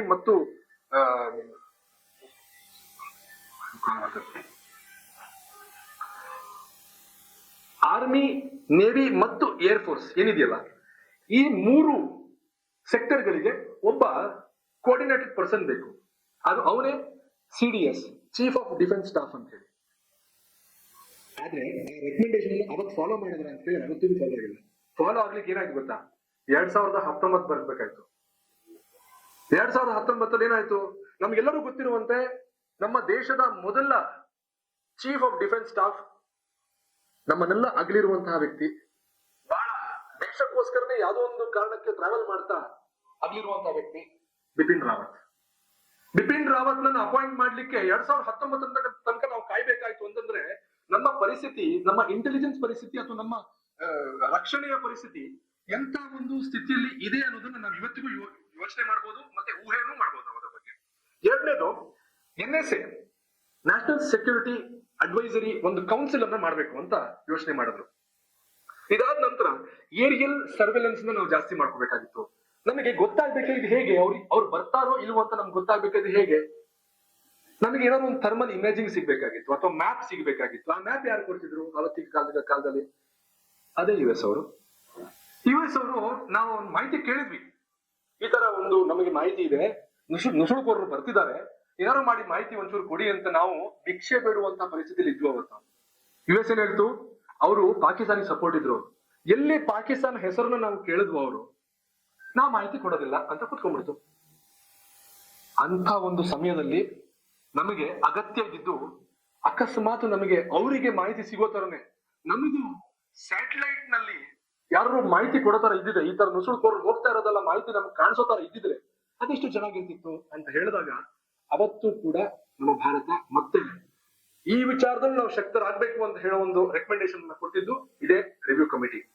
ಅದರಿಂದ ಏನಾಯ್ತು ನಮಗೆ ಅಂತ ಕೇಳಿದ್ರೆ, RIS-80 ಸ್ಯಾಟಲೈಟ್ ಅಂದ್ರೆ ಅಲ್ಲಿ ಮೇಲ್ಗಡೆ ಇದ್ದಾಗ ನಮ್ಮ ಪಾಕಿಸ್ತಾನದಲ್ಲಾಗ್ಲಿ ಅಥವಾ ಬೇರೆ ಯಾವುದೇ ಒಂದು ಪ್ರದೇಶದಲ್ಲಾಗ್ಲಿ ನಾವು ಎಲ್ಲಿ ಫೋಕಸ್ ಮಾಡಿರ್ತೀವೋ ಸ್ಯಾಟಲೈಟ್ ನ, ಅದನ್ನ ಮಾಹಿತಿಯನ್ನ ಕೊಡುವಂತಹ ಒಂದು ಉಪಗ್ರಹವನ್ನ ನಾವು ಕಳಿಸಿದ್ವಿ ಇಲ್ಲಿಂದ. ಇದಾದ ನಂತರ UAV ಗಳಂತ ಹೇಳ್ತಾರೆ, ಅನ್ಮ್ಯಾನ್ಡ್ ಏರಿಯಲ್ ವೆಹಿಕಲ್ ಅಂತ ಹೇಳಿ, ಅದನ್ನ ಒಂದು ಡೆಪ್ಲಾಯ್ಮೆಂಟ್ ಅನ್ನ ಜಾಸ್ತಿ ಮಾಡ್ಬೇಕು ಅಂತ ಹೇಳ್ತು. ಇದಾದ ಮೇಲೆ ಬಹಳ ಇಂಪಾರ್ಟೆಂಟ್ ಸಂಗತಿ ಏನು ಅಂತಂದ್ರೆ, ನಮಗೆ ಈ ಮಾಹಿತಿ ಬರ್ತಾ ಇರುತ್ತೆ, ಟೆಕ್ನಿಕಲ್ ಡೀಟೇಲ್ಸ್ ಬರ್ತಾ ಇರುತ್ತೆ. ಈ ತರ ಉಗ್ರಗಾಮಿಗಳು ನುಸುಳ್ತಾ ಇದ್ದಾರೆ, ಅಥವಾ ಇನ್ನೊಂದು ಕಡೆ ಏನೋ ಒಂದು ಬೇರೆ ತರ ಒಂದು ವಾತಾವರಣ ಚೇಂಜ್ ಆಗ್ತಾ ಇದೆ, ಇನ್ನೊಂದು ಕಡೆ ಒಂದು ಕ್ಯಾಂಪ್ ಅನ್ನ ಹಾಕ್ತಾ ಇದ್ದಾರೆ. ಈ ತರ ಹಲವಾರು ಮಾಹಿತಿಗಳನ್ನು ಕೊಟ್ಟಾಗ ಅದನ್ನ ಅನಲೈಸ್ ಮಾಡುವಂತಹ, ಟೆಕ್ನಿಕಲಿ ಅನಲೈಸ್ ಮಾಡಿ ನಾವು ಚೀಫ್ ಆಫ್ ಡಿಫೆನ್ಸ್ ಸ್ಟಾಫ್ ಗೆ ಕಳಿಸಿ, ಮತ್ತು ಇನ್ನೆಲ್ಲ ಟ್ರೈ ಸರ್ವಿಸಸ್ಗೂ ನಾವು ಕಳಿಸ್ಬೇಕು ಅಂತಾದ್ರೆ ಅದಕ್ಕೊಂದು ಟೆಕ್ನಿಕಲ್ ಅನಾಲಿಸಿಸ್ ವಿಂಗ್ ಇರಬೇಕು, ಅದನ್ನ ಸ್ಥಾಪನೆ ಮಾಡಬೇಕು. ಅದ್ರ ಹೆಸರೇ ಇವತ್ತಿಗಿರುವಂತದ್ದು national technical research organisation, NTRO ಮಾಡ್ಬೇಕಾಗಿರೋ ಕೆಲಸ ಆಗಿದ್ದು. ಇದು ಮಾಡ್ಬೇಕಾಗಿತ್ತು, ಇದು ಮಾಡಿಲ್ಲ, ಹಾಗಾಗಿ ಇದನ್ನ ಮಾಡಿ ಅಂತ ಹೇಳಿ ಫಾರ್ಮೇಶನ್ ಮಾಡಿ ಅಂತ ಹೇಳಿ ರೆಕಮೆಂಡೇಶನ್ ಕೊಡ್ತಾರೆ. ಇದಾದ್ಮೇಲೆ establishment of try services command. ಈ ಟ್ರೈ ಸರ್ವಿಸಸ್ ಕಮಾಂಡ್ ಎಲ್ಲ ಕಡೆ ಒಂದೊಂದು ಕಮಾಂಡ್ಗಳು ಇದಾವೆ. ಆದ್ರೆ ಟ್ರೈ ಸರ್ವಿಸಸ್ ಕಮಾಂಡ್ ಅಂದ್ರೆ ಏನು? 2001ರಲ್ಲಿ ಇದು ಜಾರಿಗೆ ತರ್ತಾರೆ. ಬಹಳ ಬೇಗನೆ ತಂದ್ರು. ಈ CDS ಲೆಕ್ಕಕ್ಕೆ ನೋಡೋದಾದ್ರೆ ಬಹಳ ಬೇಗನೆ ತಂದ್ರು ಇದನ್ನ. ಅಂಡಮಾನ್ ಅಂಡ್ ನಿಕೋಬಾರ್ ಅಲ್ಲಿ ಇವತ್ತಿಗೂ ಕೂಡ ಟ್ರೈ ಸರ್ವಿಸಸ್ ಕಮಾಂಡ್ ಇದೆ. ಏನ್ ಮಾಡ್ತಾರೆ ಅಂತ ಹೇಳಿದ್ರೆ, ಎಲ್ಲ ಆರ್ಮಿ, ನೇವಿ, ಏರ್ ಫೋರ್ಸ್ ಇರ್ಬೋದು, ಈ ಮೂರದ್ದು ಬಹಳ ಎಸೆನ್ಷಿಯಲ್ ಆಗಿರುವಂತಹ ಒಂದು ವೆಪನ್ಸ್ ಇರ್ಬೋದು, ಅಥವಾ ಒಂದು ತಂತ್ರಜ್ಞಾನ ಇರ್ಬೋದು, ಅಥವಾ ಅದರಲ್ಲಿ ಕೆಲಸ ಮಾಡ್ತಿರುವಂತಹ ಒಂದು ಬುದ್ಧಿಶಕ್ತಿ ಸಿಕ್ಕಾಪಟ್ಟೆ ಜಾಸ್ತಿ ಇರುವಂತಹ ಒಂದು ಸೈಂಟಿಸ್ಟ್ಗಳು, ಮತ್ತೊಬ್ರು ಎಲ್ಲರನ್ನು ಒಂದು ಕಡೆ ಕೂರಿಸಿರ್ತಾರೆ. ಅದು ಟ್ರೈ ಸರ್ವಿಸಸ್ ಕಮಾಂಡ್ ಅಂತ ಹೇಳಿ. ಈ ಟ್ರೈ ಸರ್ವಿಸಸ್ ಕಮಾಂಡ್ ಅನ್ನ ಇವರು ಸ್ಥಾಪನೆ ಮಾಡಬೇಕು ಅಂತ ಹೇಳಿ ಒಂದು ರೆಕಮೆಂಡೇಶನ್ ಕೊಡ್ತಾರೆ. ಇದನ್ನ ನಾವು ಕಲ್ತ್ಕೊಂಡಿರುವಂತಹ ಪಾಠಗಳು. ಅದ್ರ ಜೊತೆಗೆ ಆಪರೇಷನಲ್ ರಿಫಾರ್ಮ್ಸ್ ಅನ್ನ ಮಾಡ್ಬೇಕು ನಾವು. ಹೇಗೆ ನಮ್ಮ ಯೋಧರು ಆ ಒಂದು ಚಳಿಗಾಲದಲ್ಲಿ ಮೇಲ್ ಹೋಗ್ತಿರ್ಲಿಲ್ಲ ಅಂತಂದ್ರೆ ಅರ್ಥ ಏನು ಅಂತಂದ್ರೆ, ನಮ್ಮ ಯೋಧರಿಗೆ ಅದಕ್ಕೆ ಕರೆಕ್ಟ್ ಆಗಿ ಹೋಗಬಹುದಾದಂತಹ ಒಂದು ಸವಲತ್ತುಗಳನ್ನು ನಾವು ಕೊಡ್ತಾ ಇರ್ಲಿಲ್ವೇನೋ, ಅದಕ್ಕೆ ಬೇಕಾಗಿರುವಂತಹ ಟ್ರೈನಿಂಗ್ ಅನ್ನ ನಾವು ಕೊಡ್ತಾ ಇರ್ಲಿಲ್ವೇನೋ, ಅಲ್ಲಿ ಹೇಗೆ ನಾವು ಬಂದೂಕನ್ನ ಯೂಸ್ ಮಾಡ್ಬೇಕು, ಅಥವಾ ನಾವು ಕತ್ತಿಯನ್ನ ಯೂಸ್ ಮಾಡ್ಬೇಕು, ಅಥವಾ ಹೇಗೆ ಫೈಟ್ ಮಾಡ್ಬೇಕು ಅನ್ನೋ ಒಂದು ಟ್ರೈನಿಂಗ್ ನಾವು ಇದುವರೆಗೂ ಕೊಟ್ಟೇ ಇರ್ಲಿಲ್ವೇನೋ, ಇದನ್ನೆಲ್ಲ ಕೊಡಬೇಕು ಅನ್ನ ಹೇಳುವಂತಹ ಒಂದು ರೆಕಮೆಂಡೇಶನ್ ಆಪರೇಷನಲ್ ರಿಫಾರ್ಮ್ಸ್ ಆಯ್ತು. ಅದ್ರ ಜೊತೆಗೆ ನಾವು ಯಾರಿನ ಹತ್ರ ಹೋಗಿ ಭಿಕ್ಷೆ ಬಿಡೋದು ಯಾಕೆ? ವೆಪನ್ಸ್ಗೋಸ್ಕರ. ಆಕಾಶ್ ಮಿಸೈಲ್, ಯಾರಿಗಾರು ಆಕಾಶ್ ಮಿಸೈಲ್ ನೆನಪಾಯ್ತಾ ಏನೋ ಅಂತ ಹೇಳಿ? ಈ ಸತಿ ಯುದ್ಧ ಆದಾಗ ಬಳಕೆ ಆಗಿದ್ದು ಅದೇ ಅವತ್ತು ಮಾಡದಂತಹ ಆಕಾಶ್ ಮಿಸೈಲ್ ಇರ್ಬೋದು, ಧನುಷ್ ಆರ್ಟಿಲರಿ ಗನ್ಸ್ ಇರ್ಬೋದು, ಇನ್ನು ಹಲವಾರು ಒಂದು ವೆಪನ್ಸ್ ಅನ್ನ ಅವತ್ತು ರೆಕಮೆಂಡೇಶನ್ ಮೇಲೆಗೆ ಮಾಡಲಾಯಿತು. ಇದ್ರ ಜೊತೆಗೆ ಇಂಡಿಜಿನಿಯಸ್ ಸ್ಯಾಟಲೈಟ್, ನಮ್ದೇ ನಾವು ಕಳಿಸೋದಲ್ಲ ಉಪಗ್ರಹ ನಾವಿಕ್ ಅಂತ ಹೇಳಿ, ಅದು ನಮಗೆ ಎಲ್ಲಾ ಡೀಟೇಲ್ಸ್ ಅನ್ನ ಕೊಡ್ಲಿಕ್ಕೆ ಶುರು ಮಾಡ್ತು. ಯಾಕಾಗಿ? ಯಾವ ಮಾಹಿತಿಯನ್ನ US ಅವ್ರು ಕೊಡ್ಲಿಲ್ವೋ, ನಾವು ಆತ್ಮನಿರ್ಭರವಾಗ್ತೇವೆ ಅಂತ ಹೇಳಿ ಅವತ್ತೇ ಭಾರತ ನಿರ್ಧಾರ ಮಾಡಿತ್ತು, ಪಾಠ ಕಲ್ತ ಮೇಲೆ, ಅದು ದುಬಾರಿ ಪಾಠವನ್ನ ಕಲ್ತ ಮೇಲೆ. ಇದ್ರ ಜೊತೆಗೆ ಕೋಲ್ಡ್ ಸ್ಟಾರ್ಟ್ ಡಾಕ್ಟ್ರಿನ್ ಅಂತ ಒಂದು ಮಾಡ್ತಾರೆ. ಅದೇನು ಅಂತಂದ್ರೆ, ಉದಾಹರಣೆಗೆ ಇವತ್ತು ನಾಳೆ ನಮ್ಮ ದೇಶಕ್ಕೆ ಯಾರೊಬ್ರು ಅಟ್ಯಾಕ್ ಮಾಡಿದ್ರು, ಯಾವುದೇ ದೇಶವಾಗ್ಲಿ, ಬಾಂಗ್ಲಾದೇಶ ಮಾಡ್ಲಿ, ಚೀನಾ ಮಾಡ್ಲಿ, ಅಥವಾ ಪಾಕಿಸ್ತಾನ ಮಾಡ್ಲಿ, ಯಾರೇ ಮಾಡಿದ್ರು ಕೂಡ 48 ಗಂಟೆಯಲ್ಲಿ ನಾವು ಎಲ್ಲಿ ಹೋಗಿ ಸೇರಬಹುದು ಮತ್ತು ನಾವು ಅವ್ರನ್ನ ಹೇಗೆ ಅಟ್ಯಾಕ್ ಮಾಡಬಹುದು, ಅಟ್ಯಾಕ್ ಮಾಡಿದಾಗ ನಮಗೆ ಆಗುವಂತಹ ಹಾನಿ ಏನು, ಸಸ್ಟೈನ್ಡ್ ಅಟ್ಯಾಕ್ಸ್ ಅಂತ ಹೇಳ್ತಾರೆ. ಸಸ್ಟೈನ್ಡ್ ಅಟ್ಯಾಕ್ಸ್ ಅನ್ನ ನಾವು ಮಾಡಬಹುದಾ, ಅದು ಮಾಡೋದಾದ್ರೆ ನಾವು ಎಷ್ಟು ಹೊತ್ತಲ್ಲಿ ಮಾಡಬಹುದು. ಇವತ್ತು ಕಾರ್ಗಿಲ್ ನಾವು ಗೆದ್ದಿರ್ಬೋದು, ಆದ್ರೆ ಎಷ್ಟೋ ಜನರ ಪ್ರಾಣ ಹೋಯ್ತಲ್ಲ, ಅದಕ್ಕೆ ಕಾರಣ ಏನು ಅಂತಂದ್ರೆ ನಮಗೆ ಕರೆಕ್ಟ್ ಟೈಮಿಗೆ ರೀಚ್ ಆಗ್ಲಿಕ್ಕೆ ಆಗಿಲ್ಲ. ಇಂಥ ಒಂದು ಸಮಯ ಬರಬಾರದು ಅನ್ನೋ ಒಂದೇ ಒಂದು ಕಾರಣಕ್ಕಾಗಿ ಈ ಒಂದು ಕೋಲ್ಡ್ ಸ್ಟಾರ್ಟ್ ಡಾಕ್ಟ್ರಿನ್ ಅನ್ನ ಮಾಡ್ತಾರೆ. ಅದರಲ್ಲಿ ಭಾಗವಾಗಿರುವಂತದ್ದೇ ಸರ್ಜಿಕಲ್ ಸ್ಟ್ರೈಕ್ಗಳು. ಹೌದು, ಅಂದ್ರೆ ನಾವು ಅಕಸ್ಮಾತ್ ನಾವೇನಾದ್ರು ಉಗ್ರರ ಕ್ಯಾಂಪ್ ಅನ್ನ ಕಂಡ್ರೆ ನಾವು ಅದನ್ನ ಪುಡಿ ಮಾಡದೆ ಬಿಡಬಾರದು ಅಂತ ಹೇಳಿ ನಿರ್ಧಾರವನ್ನ ತೆಗೆದುಕೊಳ್ತಾರೆ. ಅದು ಕೋಲ್ಡ್ ಸ್ಟಾರ್ಟ್ ಡಾಕ್ಟ್ರಿನ್ ನಲ್ಲಿ. ಇದ್ರ ಜೊತೆಗೆ sustained attack to nuclear weapons, nuclear attacks. ನಾವು ನ್ಯೂಕ್ಲಿಯರ್ ಅಟ್ಯಾಕ್ ಅನ್ನ ತೆಗೆದುಕೊಳ್ಳೋದು ಅಷ್ಟೇ ಅಲ್ಲ, ನಾವು ಸಸ್ಟೈನ್ ಆಗಿ ನಾವೊಂದು ಅಟ್ಯಾಕ್ ಮಾಡ್ಬೇಕಲ್ಲ. ನಮ್ಮಲ್ಲಿ ಒಂದು ನೀತಿ ಇದೆ, ನೋ ಫಸ್ಟ್ ಯೂಸ್ ಅಂತ ಹೇಳಿ. ನಾವು ನ್ಯೂಕ್ಲಿಯರ್ ಶಕ್ತಿಯನ್ನು ನಾವು ಮೊದಲು ಬಳಕೆ ಮಾಡೋದಿಲ್ಲ. ಸರಿ, ಅವ್ರು ನಮ್ಮಲ್ಲಿ ಅಟ್ಯಾಕ್ ಮಾಡಿ ನಾವು ಬದುಕಿರ್ಬೇಕಲ್ಲ ಅಂತಂದ್ರೆ ಅದಕ್ಕೆ ಸಸ್ಟೈನ್ಡ್ ಅಟ್ಯಾಕ್ ಅಂತ ಹೇಳ್ತಾರೆ. ನಾವು ಅವರ ದಾಳಿಯನ್ನು ತಗೊಂಡು ನಾವು ಹೇಗೆ ಸೆಕೆಂಡ್ ಅಟ್ಯಾಕ್ ಅನ್ನ ಅವ್ರ ಮೇಲೆ ಮಾಡ್ಬೋದು, ಎಲ್ಲ ಮಾಡ್ಬೋದು. ಇವತ್ತಿಗೂ ಕೂಡ ಇದಕ್ಕೆ ಉತ್ತರ ಇದೆ, ಸಮುದ್ರದ ಮೂಲಕ ನಾವು ಮಾಡ್ಬೋದು ಅಂತಿದೆ ನಮ್ಗೆ. ಅಕಸ್ಮಾತ್ ಅವ್ರು ನಮ್ಮ ಭೂಮಿ ಮೇಲೆ ಮಾಡಿದ್ರೆ ನಾವು ಸಮುದ್ರದ ಮೂಲಕ ಅವರಿಗೆ ದಾಳಿ ಮಾಡಿ ಇಡೀ ಪಾಕಿಸ್ತಾನವನ್ನ ಛಿದ್ರ ಮಾಡ್ಬೋದು ಅನ್ನೋ ಒಂದು ಶಕ್ತಿ ಇವತ್ತಿಗೂ ಭಾರತದ ಹತ್ರ ಇದೆ. ಅಕಸ್ಮಾತ್ ಅವರು ಸಮುದ್ರದ ಮಾಡಿದ್ರೆ ನಾವು ಲ್ಯಾಂಡ್ ಮೇಲೆ ಮಾಡೋದಂತೂ ಮುಗ್ದೇ ಹೋಯ್ತು. ಇದು ಕೋಲ್ಡ್ ಸ್ಟಾರ್ಟ್ ಡಾಕ್ಟ್ರಿನ್ ಒಂದು ಪರಿಣಾಮಗಳು. ಅವ್ರು ಈ ಅಟ್ಯಾಕ್ ನೋಡಿರ್ಬೋದು, ಮಲಗಿರುವಂತಹ ಯೋಧರನ್ನ ಇವರು ಮಂಜರು ಅಂತ ನೋಡಿದೆ ಸಾಯಿಸ್ತಾರಲ್ಲ, ಅದಕ್ಕೆ ಉತ್ತರವಾಗಿ ಸರ್ಜಿಕಲ್ ಸ್ಟ್ರೈಕ್ ಆಯ್ತಲ್ಲ, ಆ ಸರ್ಜಿಕಲ್ ಸ್ಟ್ರೈಕ್ ಕೂಡ ಹೇಗ್ ಬಂದಿದೆ ಅಂದ್ರೆ ಅದೇ ಕೋಲ್ಡ್ ಸ್ಟಾರ್ಟ್ ಡಾಕ್ಟ್ರಿನ್ ಇಂದ. ಇನ್ ನಂತರ ಇವತ್ತಿಗೆ ಭಾರತ ಪಾಠ ಕಲಿತು ಏನು ತೆಗೆದುಕೊಂಡಿದೆ, ನಮ್ಮ ಡಿಫೆನ್ಸ್ ಶಕ್ತಿ ಎಷ್ಟಿದೆ ಅಂತ ನಾವು ನೋಡೋದಾದ್ರೆ ನನಗೆ ಬಹಳ ಖುಷಿ ಇಲ್ಲದೆ ಇರಬಹುದು.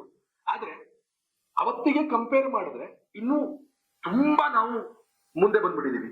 ಇವತ್ತಿಗೆ ನೋಡೋದಾದ್ರೆ ರಫಾಲ್ ಇರ್ಬೋದು, ರಫಾಲ್ ತಗೊಳ್ಳುವಂತ ನಿರ್ಧಾರ ಕೂಡ ಅವತ್ತೇ ನಾವು ನಮ್ಮ ಡಿಫೆನ್ಸ್ ಶಕ್ತಿಯನ್ನ, ನಮ್ಮ ವೆಪನ್ಸ್ ಅನ್ನ ಜಾಸ್ತಿ ಮಾಡ್ಕೊಳ್ಬೇಕು ಅಂತ ಹೊರಟಾಗ ತೆಗೆದುಕೊಂಡಿರುವಂತಹ ನಿರ್ಧಾರಗಳೇ ಇವತ್ತಿಗೆ ನಮ್ಮ ಹತ್ರ ರಫೇಲ್ ಇರೋದಕ್ಕೆ ಕಾರಣ. ರಫೇಲ್ ಬಂದಾಗ ಕೆಲವು ಪಕ್ಷಗಳು ಅಯ್ಯೋ ಇದೆಲ್ಲ ಯಾಕೆ ತಂದ್ರು, ಇದು ಈ ರಾಕೆಟ್ ತರೋದಕ್ಕೆ 36 ರಾಕೆಟ್ ತರೋದಕ್ಕೆ ಅಷ್ಟು 1000 ಕೋಟಿ ಕೊಡ್ಬೇಕಾಗಿತ್ತ ಅಂತಂದ್ರೆ, ಮೊನ್ನೆ ಆದ ಅಟ್ಯಾಕ್ ಅನ್ನ ಬಹಳ ಸಮರ್ಥವಾಗಿ ನಿಭಾಯಿಸಿದ್ದು ಯಾವ್ದೋ ಮಿರಾಜ್ ಅಲ್ಲ ಅಥವಾ ಯಾವ್ದೋ ಮಿಗ್ ಅಲ್ಲ, ಮತ್ತದೇ ರಫಾಲ್. ರಫಾಲ್ ನಮ್ಮನ್ನ ಬಚಾವ್ ಮಾಡ್ಬಿಟ್ಟು ಅದ್ರ ಜೊತೆಗೆ ಇಸ್ರೇಲ್ಗೆ ಐರನ್ ಡೋಮ್ ತರ ಒಂದು ಕೆಳಗಡೆ ನಿಂತ್ಕೊಂಡು ಸರ್ಫೇಸ್ ಟು ಏರ್ ಮಿಸೈಲ್ ಗಳಂತ ಹೇಳ್ತಾರೆ. ಅಂದ್ರೆ ಕೆಳಗಡೆ ನಿಂತ್ಕೊಂಡು ಆಕಾಶದಲ್ಲಿ ಬರ್ತಾ ಇರುವಂತಹ ಯಾವ್ದಾದ್ರು ಒಂದು ಮಿಸೈಲ್ ಗಳಿಗೆ ಉತ್ತರ ಕೊಡಬಹುದಾದಂತ ಒಂದು ಶಕ್ತಿ ಯಾವುದು ಅಂತಂದ್ರೆ ಅದು ಐರನ್ ಡೋಮ್ ಅಂತ ಹೇಳ್ತಾರೆ ಅಲ್ಲಿ. ಆದ್ರೆ ಐರನ್ ಡೋಮ್ ತರ ನಮ್ಮಲ್ಲಿ ಏನ್ ಮಾಡಬಹುದು ಅಂತ ಯೋಚನೆ ಬಂತು. ಅದೇ ಬಂದಿದ್ರೆ ಆಕಾಶ್ ಮಿಸೈಲ್ಗಳು. ನಮ್ಮ ಹತ್ರ ಇವತ್ತಿಗೂ ಐರನ್ ಡೋಮ್ ಇರ್ಲಿಲ್ಲ. ಮೊನ್ನೆ ಅಟ್ಯಾಕ್ ಆದಾಗ ಬಳಕೆ ಆಗಿದ್ದ ಆಕಾಶ್ ಮಿಸೈಲ್ಗಳೇ. ನನ್ಗೆ ಇವತ್ತಿಗೂ ಯಾಕೆ ಬೇಜಾರಿದೆ ಅಂತಂದ್ರೆ, ನನ್ ಬೇಜಾರಿದೆ ಅಂತ ಹೇಳಿದ್ನಲ್ಲ, ಅದಕ್ಕೆ ಉತ್ತರ ಇಲ್ಲಿದೆ. ನಾವು ಅವ್ರು ಯಾವ್ದೋ ಒಂದು ಸಣ್ಣ ಪುಟ್ಟ ಡ್ರೋನ್ ಅಟ್ಯಾಕ್ ಗಳಿಗೆ ನಾವು ನಮ್ಮ ಆಕಾಶ್ ಮಿಸೈಲ್ ಅನ್ನ ಯೂಸ್ ಮಾಡ್ಬಿಟ್ವಾ. ಎಷ್ಟು ಚೀಪ್ ಡ್ರೋನ್ಗಳು ಬಂದಾಗ ಅದನ್ನ ಡಿಟೆಕ್ಟ್ ಮಾಡಿ ಆಕಾಶ್ ಮಿಸೈಲ್ಗಳು ಹೋಗಿ ಯಾವ್ದೋ ಸಣ್ಣ ಪುಟ್ಟ ಡ್ರೋನ್ ಗಳಿಗೆ ಹೊಡೆದಿದೆ ಅಂತಂದ್ರೆ ಲೆಕ್ಕ ಹಾಕಿ ನಾವಿನ್ನು ಎಷ್ಟು ಮುಂದೆ ಹೋಗ್ಬೇಕಾಗಿದೆ. ಅದ್ರ ಜೊತೆಗೆ ಭಾರ್ಗವಸ್ತ್ರ S-400 ನಾವು ರಷ್ಯಾದಿಂದ ತಗೊಂಡಿದ್ದು, ಅದನ್ನ ತಗೊಂಡಾಗಲೂ ಕೂಡ ಕೆಲವು ಪಕ್ಷಗಳು ಅದನ್ನ ವಿರೋಧ ಮಾಡಿದ್ದು. ಯಾಕೆ ತಗೋಬೇಕಾಯ್ತು, ನಮ್ಗೇನೋ ಏನೋ ಅಂತದೇನಿತ್ತು, ನಾವು ಡಿಪ್ಲೊಮೆಸಿಲಿ ಬಹಳ ಎತ್ತಿದ ಕೈ ಅಂತ ಹೇಳ್ತೀವಿ, ಯುದ್ಧವನ್ನ ತಡೆಯೋದಕ್ಕೆ ತಾಕತ್ತಿಲ್ವ ನಮಗೆ, ಹಾಳು ಮೂಳು ಹೀಗೆಲ್ಲ ಸುಮಾರು ಮಾತಾಡ್ತು. ಆದ್ರೆ ಅದಕ್ಕೆಲ್ಲ ಉತ್ತರ ಕೊಟ್ಟಿದ್ದು ಆಕಾಶ ಮಿಸೈಲ್ಗಳು, S-400ಗಳು, ಭಾರ್ಗವಸ್ತ್ರಗಳು. ಇದ್ರ ಜೊತೆಗೆ ಇಸ್ರೇಲಿಂದ ತರಿಸಿದಂತಹ ಸ್ಪೈಡರ್ ಅಂತ ಹೇಳುವಂತಹ ಒಂದು ಸಣ್ಣ ಪುಟ್ಟ ಡ್ರೋನ್ಗಳು. ಅದಾದ ಮೇಲೆ ಬರಾಕ್ 8 ಅಂತ ಒಂದಿದೆ, ಅದು ನಮ್ಮ ಇರುವಂತದ್ದೇ, ನಮ್ ಜೊತೆಗೆ ಇರುವಂತದ್ದು. ನಾವು ಮತ್ತೆ ಇಸ್ರೇಲ್ ಇಬ್ರು ಒಟ್ಟಿಗೆ ಸೇರಿ ಜಾಯಿಂಟ್ ಮಿಸೈಲ್ ಸಿಸ್ಟಮ್ ಅನ್ನ ಶುರು ಮಾಡ್ಕೊಂಡ್ವಿ. ಅವ್ರ ಟೆಕ್ನಾಲಜಿ ನಮ್ ಟೆಕ್ನಾಲಜಿ ಇಬ್ಬರದು ಸೇರಿಸ್ಕೊಂಡು ನಾವೇನ್ ಮಾಡ್ಬೋದು ಅಂತ ಹೇಳೋದಕ್ಕೆ ಅದಕ್ಕೆ ಬಂದಂತಹ ಉತ್ತರ ಬರಾಕ್ 8. ಇದ್ರ ಜೊತೆಗೆ ಇವತ್ತಿನ ಡಿಫೆನ್ಸ್ ಬಜೆಟ್ ನಾವು ನೋಡೋದಾದ್ರೆ 6,81,000 ಕೋಟಿ ರೂಪಾಯಿ ಇವತ್ತು ಡಿಫೆನ್ಸ್ ಬಜೆಟ್ ಅನ್ನ ನಾವು ಜಾಸ್ತಿ ಮಾಡ್ತೀವಿ. ಕಳೆದ ಒಂದು ಬಜೆಟ್ಗೆ ಹೋಲಿಸಿದ್ರೆ 9.5% ನಮ್ಮ ಕ್ಯಾಪಿಟಲ್ ಎಕ್ಸ್ಪೆಂಡಿಚರ್ ಅನ್ನು ಜಾಸ್ತಿ ಮಾಡಿದೀವಿ. ಕ್ಯಾಪಿಟಲ್ ಎಕ್ಸ್ಪೆಂಡಿಚರ್ ಅಂದ್ರೆ ಏನು ಅಂದ್ರೆ, ಇದೊಂದು ನಮಗೊಂದು ಈ ಒಂದು ಮೇಜ್ ಬೇಕು. ಈ ಮೇಜು ನಮಗೆ ಯಾವತ್ತು ಉಪಯೋಗ ಬರುತ್ತೋ ಇಲ್ಲೋ ನನಗೆ ಗೊತ್ತಿಲ್ಲ, ಆದ್ರೆ ಈ ಮೇಜ್ ನಮ್ಮ ಆಫೀಸ್ ನಲ್ಲಿ ಇರಬೇಕು. Capital expenditure. ರೆವಿನ್ಯೂ ಎಕ್ಸ್ಪೆಂಡಿಚರ್ ಬೇರೆ, ಸಂಬಳ ಕೊಡುವಂತದ್ದು, ಯೋಧರಿಗೆ ಸಂಬಳ ಕೊಡುವಂತ, ಅದನ್ನ ರೆವಿನ್ಯೂ ಎಕ್ಸ್ಪೆಂಡಿಚರ್. ಕ್ಯಾಪಿಟಲ್ ಎಕ್ಸ್ಪೆಂಡಿಚರ್ ಅನ್ನು ಜಾಸ್ತಿ ಮಾಡ್ಕೊಂಡ್ವಿ, ನಮ್ಮ ಅಸೆಟ್ಸ್ ಅನ್ನ ಜಾಸ್ತಿ ಮಾಡ್ಕೊಂಡ್ವಿ. ಆ ಒಂದು ನಿರ್ಧಾರವನ್ನ ಇವತ್ತೇನು 6,81,000 ಕೋಟಿ ರೂಪಾಯಿ ಡಿಫೆನ್ಸ್ ಬಜೆಟ್ ಇದೆ, ಇದು ನಾವು ಪಾಠ ಕಲ್ತಿದ್ದು ಇಲ್ಲಿಂದ, ಮತ್ತದೇ ಕಾರ್ಗಿಲ್ ನಿಂದ. ಇದ್ರ ಜೊತೆಗೆ ನಾವು ಭಾರತ ಇವತ್ತಿಗೆ ಇಡೀ ದೇಶದಲ್ಲಿ, ಇಡೀ ವಿಶ್ವದಲ್ಲಿ 4ನೇ ದೇಶ ಡಿಫೆನ್ಸ್ ಕೆಪಾಸಿಟಿಯನ್ನ ಅಷ್ಟು ಜಾಸ್ತಿ ತೆಗೆದುಕೊಂಡು ಹೋದಂತ ಒಂದು ರಾಷ್ಟ್ರ ಅಂದ್ರೆ ಅದು ನಮ್ಮ ಭಾರತ. ಇದಾದ ಮೇಲೆ ಎಷ್ಟೋ ರಾಷ್ಟ್ರಗಳ ಆದ್ಮೇಲೆ ಬರುವಂತದ್ದು 12ನೇ ಸ್ಥಾನದಲ್ಲಿ ಇವತ್ತು ಯಾವ್ದಾದ್ರು ಒಂದು ದೇಶ ಇದೆ ಅಂತಂದ್ರೆ ಅದು ಪಾಕಿಸ್ತಾನ. ಪಾಕಿಸ್ತಾನಕ್ಕೆ ಇವತ್ತು 12ನೇ ಸ್ಥಾನ ಕೊಟ್ಟಿರ್ಬೋದು, ಆದ್ರೆ ನಿಜವಾಗ್ಲೂ ಲೆಕ್ಕಾಚಾರ ಹಾಕಕ್ ಹೋದ್ರೆ ಅಷ್ಟು ಕೂಡ ಇರ್ಲಿಕ್ಕೆ ಇಲ್ಲ. ಯಾಕಂದ್ರೆ ಅವರಿಗೆ ಇವತ್ತು ತಿನ್ನೋದಿಕ್ಕೆ ರೊಟ್ಟಿ ಇಲ್ಲ, ನೀರು ಕುಡಿಯೋದಕ್ಕೆ ನೀರಿಲ್ಲ, ಪೆಟ್ರೋಲ್ ಇಲ್ಲ, ಇನ್ ಹೆಂಗ್ ಜೀವನ ಮಾಡ್ತಾರೆ? ಇಂಥದ್ರಲ್ಲಿ ಅವ್ರು ಡಿಫೆನ್ಸ್ ಕೆಪಾಸಿಟಿಯನ್ನ ಹೆಚ್ಚು ಮಾಡ್ಕೊಳ್ತಾರ ಅಂತ ಪ್ರಶ್ನೆ ಮಾಡಿದ್ರೆ ಖಂಡಿತ ಇಲ್ಲ. ಆದ್ರೆ ಭಾರತ ಮಾತ್ರ ಇವತ್ತಿಗೆ ಕಾರ್ಗಿಲ್ ಇಂದ ಕಲಿತ ಪಾಠವನ್ನ ಇವತ್ತಿಗೂ 2025ರಲ್ಲೂ ಕೂಡ ಭಾರತವ ಯಾವತ್ತೂ ಮರೆತಿಲ್ಲ, ಮರೆಯೋದೂ ಇಲ್ಲ. ಹೇಗೆ ಅವತ್ತಿನ ಯೋಧರನ್ನ ನೆನ್ಪಿಟ್ಕೊಂಡಿರ್ತಾರೋ, ಪ್ರತಿ ವರ್ಷ ಬಂದಾಲೂ ಕೂಡ ಸೌರಭ್ ಕಾಲಿಯಾ ಇರ್ಬೋದು, ವಿಕ್ರಮ್ ಬಾತ್ರಾ ಇರ್ಬೋದು, ಪ್ರತಿಯೊಬ್ಬರು ನೆನ್ಸ್ಕೊಂಡು ಅವರವರ ಜಯಂತಿಯನ್ನ ಇವತ್ತೇನ್ ಮಾಡ್ತಿದ್ದಾರೆ, ಅವ್ರು ನೆನ್ಸ್ಕೊಂಡು ಕ್ಯಾಂಡಲ್ ಅನ್ನ ಏನ್ ಹಚ್ತಾ ಇದ್ದಾರೆ. ಅಷ್ಟಕ್ಕೆ ಭಾರತ ಸೀಮಿತ ಆಗಿಲ್ಲ, ಅದು ಭಾವನಾತ್ಮಕ ಅಂಶಗಳು. ಇವತ್ತು ನಾವು ಹೇಳ್ತಾ ಇರೋದು, ನಾವು ಡಿಸ್ಕಸ್ ಮಾಡಿರೋದು ಇಷ್ಟೋ ತನಕ ಏನು ಅಂತಂದ್ರೆ ಅದು ಈ ತಾಂತ್ರಿಕ ಅಂಶಗಳು, ಟೆಕ್ನಿಕಲ್ ಡೀಟೇಲ್ಸ್. ನಾವು ಹೇಗೆ ಪಾಠ ಕಲ್ತ್ವಿ, ಡಿಫೆನ್ಸ್ ಬಜೆಟ್ ಅನ್ನ ಜಾಸ್ತಿ ಮಾಡಿದ್ವಿ. ಅದ್ರ ಜೊತೆಗೆ ಇನ್ನೂ ಪ್ರೊಕ್ಯೂರ್ಮೆಂಟ್ ಅನ್ನ ಜಾಸ್ತಿ ಮಾಡ್ಬೇಕು ಅಂತ ಆಗಿದೆ. ಯಾಕಂದ್ರೆ ಭಾರತ ಇವಾಗ ಇಮಿಡಿಯೇಟ್ಲಿ ಒಂದು ಪಾಠ ಕಲಿತು. ನಾನು ಇವತ್ತೇನ್ ಪಾಯಿಂಟ್ ಹೇಳದ್ನಲ್ಲ, ಆಕಾಶ್ ಮಿಸೈಲ್ ಯೂಸ್ ಮಾಡುವಂತ ಪರಿಸ್ಥಿತಿ ನಮಗ್ ಬಂತ ಅಂತ ಹೇಳಿ ಇದೇ ಒಂದು ಪ್ರಶ್ನೆ ಪ್ರಧಾನಿ ಮೋದಿ ಅವರಿಗೂ ಗೊತ್ತಾಯಿತು. ಇದು ಗೊತ್ತಾದ್ಮೇಲೆ ಇನ್ನಷ್ಟು ಈ AI ತಂತ್ರಜ್ಞಾನವನ್ನ ಯೂಸ್ ಮಾಡಿಕೊಂಡು ನಾವು ಹೇಗೆ ಆ ಮಿಸೈಲ್ಗಳನ್ನ ಹೇಗ್ ಬರ್ತಾ ಇದ್ರೆ ಅಕಸ್ಮಾತ್ ಆ ಡ್ರೋನ್ ಗಳನ್ನ ಬರ್ತಿದ್ರೆ ಅದನ್ನ ಡಿಟೆಕ್ಟ್ ಮಾಡುವಂತಹ, ಮತ್ತೆ ಆ ಡ್ರೋನ್ ನಿಜವಾಗ್ಲೂ ಡ್ರೋನಾ ಅಥವಾ ಅದು ಬಾಂಬ್ ಅನ್ನ ಹೊತ್ತು ತರ್ತಿದ್ಯಾ, ಅಕಸ್ಮಾತ್ ನಮ್ಮ ಭೂಮಿ ಮೇಲೆ ದಾಳಿ ಮಾಡಿದ್ರೆ, ನಮ್ಮ ನೆಲದ ಮೇಲೆ ದಾಳಿ ಮಾಡಿದ್ರೆ ನಮ್ಗೆ ಎಷ್ಟು ಪ್ರಮಾಣದ ಒಂದು ನಾಶ ಆಗಬಹುದು, ಇಂಥದ್ದು ಎಲ್ಲವನ್ನ ಅನಲೈಸ್ ಮಾಡುವಂತಹ ಟೆಕ್ನಾಲಜಿಯನ್ನ ಪ್ರಧಾನಿ ಮೋದಿ ಅವರು ತೆಗೆದುಕೊಳ್ಳೋದಕ್ಕೆ ಹಲವಾರು ರಾಷ್ಟ್ರಗಳನ್ನ ಇವತ್ತು ಸುತ್ತಾಡ್ತಿದ್ದಾರೆ. ತಾವು ನೋಡಿರ್ಬೋದು, UK ಇದ್ರು, ಈಗ ಮತ್ತೊಂದು ಯಾವ್ದೋ ರಾಷ್ಟ್ರಕ್ಕೆ ಹೋಗ್ತಿದ್ದಾರೆ, ಅದ್ರ ಜೊತೆಗೆ ಇಸ್ರೇಲಿಗೂ ಹೋಗಿ ಬರ್ತಿದ್ದಾರೆ, ಎಲ್ಲ ಕಡೆ ಹೋಗಿ ಬರ್ತಿದ್ದಾರೆ. ಮೋದಿ ಸುಮ್ನೆ ಆ ಕಡೆ ಈ ಕಡೆ ಸುಮ್ನೆ ತಿರುಗೋ ಚಟಕ್ಕೆ ಅಂತ ಯಾರು ತಿರುಗ್ತಾ ಇಲ್ಲ. ಅಥವಾ 70, 75, 76 ವರ್ಷದ ಆ ವ್ಯಕ್ತಿಗೆ ದೇಶ ಬಿಟ್ಟು ದೇಶ ಸುತ್ತಬೇಕು ಅಂತ ಯಾವುದೇ ಒಂದು ತರದಿರ್ಲಿಲ್ಲ. ಹೋಗ್ತಾ ಇರೋದಷ್ಟು ಕೂಡ ಇದೇ ಕಾರಣಕ್ಕೆ ಕಾರ್ಗಿಲ್ ನಿಂದ ಕಲಿತ ಪಾಠಗಳು. ಕಾರ್ಗಿಲ್ ನಿಂದ ಕಲಿತ ಪಾಠ ಇವತ್ತಿಗೂ ಬರ್ತಿದೆ ಅಂತ ನಾನು ಯಾಕೆ ಹೇಳ್ತಾ ಇದ್ದೀನಿ ಅಂತ ಹೇಳಿದ್ರೆ, ಎಲ್ಲರೂ ಮರ್ತೋಗಿದ್ರು ಚೀಫ್ ಆಫ್ ಡಿಫೆನ್ಸ್ ಸ್ಟಾಫ್ ಅನ್ನ ಮಾಡಬೇಕು ಅಂತ ಹೇಳಿ. This is a proof. 2019 Pradhan Mantri Modi ಅವರ 2ನೇ ಟರ್ಮ್ ಶುರುವಾದ ಮೊದಲ ಕೆಲಸ ಅವ್ರು ಮಾಡಿದೇನು ಅಂತಂದ್ರೆ ಬಿಪಿನ್ ರಾವತ್ ಅನ್ನ ಕರ್ಕೊಂಡ್ಬಂದಿದ್ರು. ಇವತ್ತಿಗೂ ಕೂಡ ಏಜ್ ಆದ್ರೂ ಕೂಡ ಎಷ್ಟೋ ಜನರನ್ನ ನ್ಯಾಷನಲ್ ಸೆಕ್ಯೂರಿಟಿ ಅಡ್ವೈಸರ್ಗಳನ್ನಾಗಿ ಇಟ್ಕೊಂಡಿದ್ದಾರೆ. ತುಂಬಾ ವಿರೋಧ ಬರ್ತಿದೆ. ಅವರೆಲ್ಲ ಏನ್ ಮಾಡ್ತಾರೆ, ನ್ಯಾಷನಲ್ ಸೆಕ್ಯೂರಿಟಿ ಅಡ್ವೈಸರ್ ಇವತ್ತು ಏನ್ ಮಾಡ್ತಿದ್ದಾರೆ, ಅವ್ರದೆಲ್ಲ ಏಜ್ ಆಯ್ತು, ಮತ್ತೆ ಯಾಕೆ ಅವ್ರು ಎಕ್ಸ್ಟೆನ್ಷನ್ ಕೊಡ್ತಿದ್ದಾರೆ, ಯಾಕೆ ಎಕ್ಸ್ಟೆನ್ಷನ್ ಕೊಟ್ರು ಅನ್ನೋದಕ್ಕೆ ಉದಾಹರಣೆ, ತಾಜಾ ಉದಾಹರಣೆ ನಮ್ಗೆ ಸಿಕ್ಕಿದ್ದು ಈ ಸತಿ ಅಟ್ಯಾಕ್ ಆದಾಗ ಅಜಿತ್ ದೋವಲ್ ಏನ್ ಮಾಡಿದ್ರು ಅಂತ. ಸೊ ಹೀಗಾಗಿ ಇದಷ್ಟು ಪ್ರತಿ ಒಂದು ಕ್ಷಣವೂ ಕೂಡ ನಾವು ಕಾರ್ಗಿಲಿಂದ ಆದಿಯಾಗಿ ಇವತ್ತರೆಗೂ ನಾವೇನಾದ್ರು ಮಾಡ್ತಿದ್ರೆ, ಏನಾದ್ರು ಒಂದು ಡೆವಲಪ್ಮೆಂಟ್ ಆಗ್ತಿದ್ರೆ ನಮ್ಮ ಒಂದು ಡಿಫೆನ್ಸ್ ಸಿಸ್ಟಮ್ ಅಲ್ಲಿ, ಅಷ್ಟಕ್ಕೂ ಉದಾಹರಣೆ, ಅಷ್ಟಕ್ಕೂ ನಾವು ಪಾಠ ಕಲ್ತಿರುವಂತದ್ದು ಒಂದೇ ಒಂದು ಸಂಗತಿಯಿಂದ, ಅದು ಕಾರ್ಗಿಲ್. ಕಾರ್ಗಿಲ್ ಅಂತ ಒಂದು ವಿಜಯ ನಮ್ಗೆ ಸಿಕ್ಕಿರ್ಬೋದು, ಆದ್ರೆ ಕಾರ್ಗಿಲ್ ವಿಜಯಕ್ಕೂ ಮೀರಿದ ಒಂದು ಸಂಗತಿ ನಮ್ಗೆ ಪಾಠ ಆಗಿದ್ ಯಾವ್ದು ಅಂತಂದ್ರೆ, ಈ ಒಂದು ನಮ್ಮ ಶಕ್ತಿಯನ್ನು ನಾವು ಹೆಚ್ಚಿಸ್ಕೊಳ್ಬೇಕು ಅನ್ನೋ ಒಂದು ಪಾಠವನ್ನು ನಾವು ಕಲಿತು ಇವತ್ತರೂ ಕೂಡ ನಾವು ಅದನ್ನ ನಡೆಸ್ಕೊಳ್ತಾ ಬರ್ತಾ ಇದೀವಿ. ಇನ್ನಷ್ಟು ಜಾಸ್ತಿ ಮಾಡ್ಬೇಕು. ನನಗ್ ಗೊತ್ತಿರೋ ಹಂಗೆ ಇದು ಇಷ್ಟಕ್ಕೆ ಸಾಕಾಗೋದಿಲ್ಲ. 6,81,000 ಕೋಟಿ ರೂಪಾಯಿ ಏನಕ್ಕೂ ಸಾಕಾಗೋದಿಲ್ಲ. ಯಾಕಂತಂದ್ರೆ ಇನ್ನೂ ಎಷ್ಟೋ ರಫಾಲ್ಗಳು ಬರೋದಿದೆ. ಅದ್ರ ಜೊತೆಗೆ ನಮ್ಮ ಸಬ್ಮರೀನ್ ಕೆಪಾಸಿಟಿಯನ್ನು ಇನ್ನೂ ಜಾಸ್ತಿ ಮಾಡ್ಬೇಕಾಗಿದೆ. ಅದ್ರ ಬಗ್ಗೆ ಸುಮಾರು ಲೇಖನಗಳು ಬರೆದಿದ್ದೆ. ಕೆಲವರು ಕೇಂದ್ರದಿಂದನೂ ಕೆಲವರು ಕರೆದು ಕೇಳಿದ್ರು, ಇದಕ್ಕೆಲ್ಲ ನೀವು ಹೇಗೆ ಉತ್ತರ ಕೊಡ್ತೀರಾ ಅಂತ ಹೇಳಿ. ಅದಕ್ಕೆಲ್ಲ ಉತ್ತರ ಕೊಟ್ಟಿದ್ದೇನೆ. ಯಾಕೆ ನಾವು ಇನ್ನೂ ಜಾಸ್ತಿ ಮಾಡ್ಕೊಳ್ಬೇಕು ಅನ್ನೋದಕ್ಕೆ. ಇನ್ನು ಬಹಳ ನಾವು ಬೇರೆ ಹಂತದಲ್ಲೇ ಇದ್ದೀವಿ. 4ನೇ ರಾಷ್ಟ್ರವಾಗಿರೋ ನಮ್ಮ ದೇಶ 1ನೇ ರಾಷ್ಟ್ರ ಆಗೋ ಒಂದು ಪರಿಸ್ಥಿತಿ ನಾವು ತಂದ್ಕೋಬೇಕು.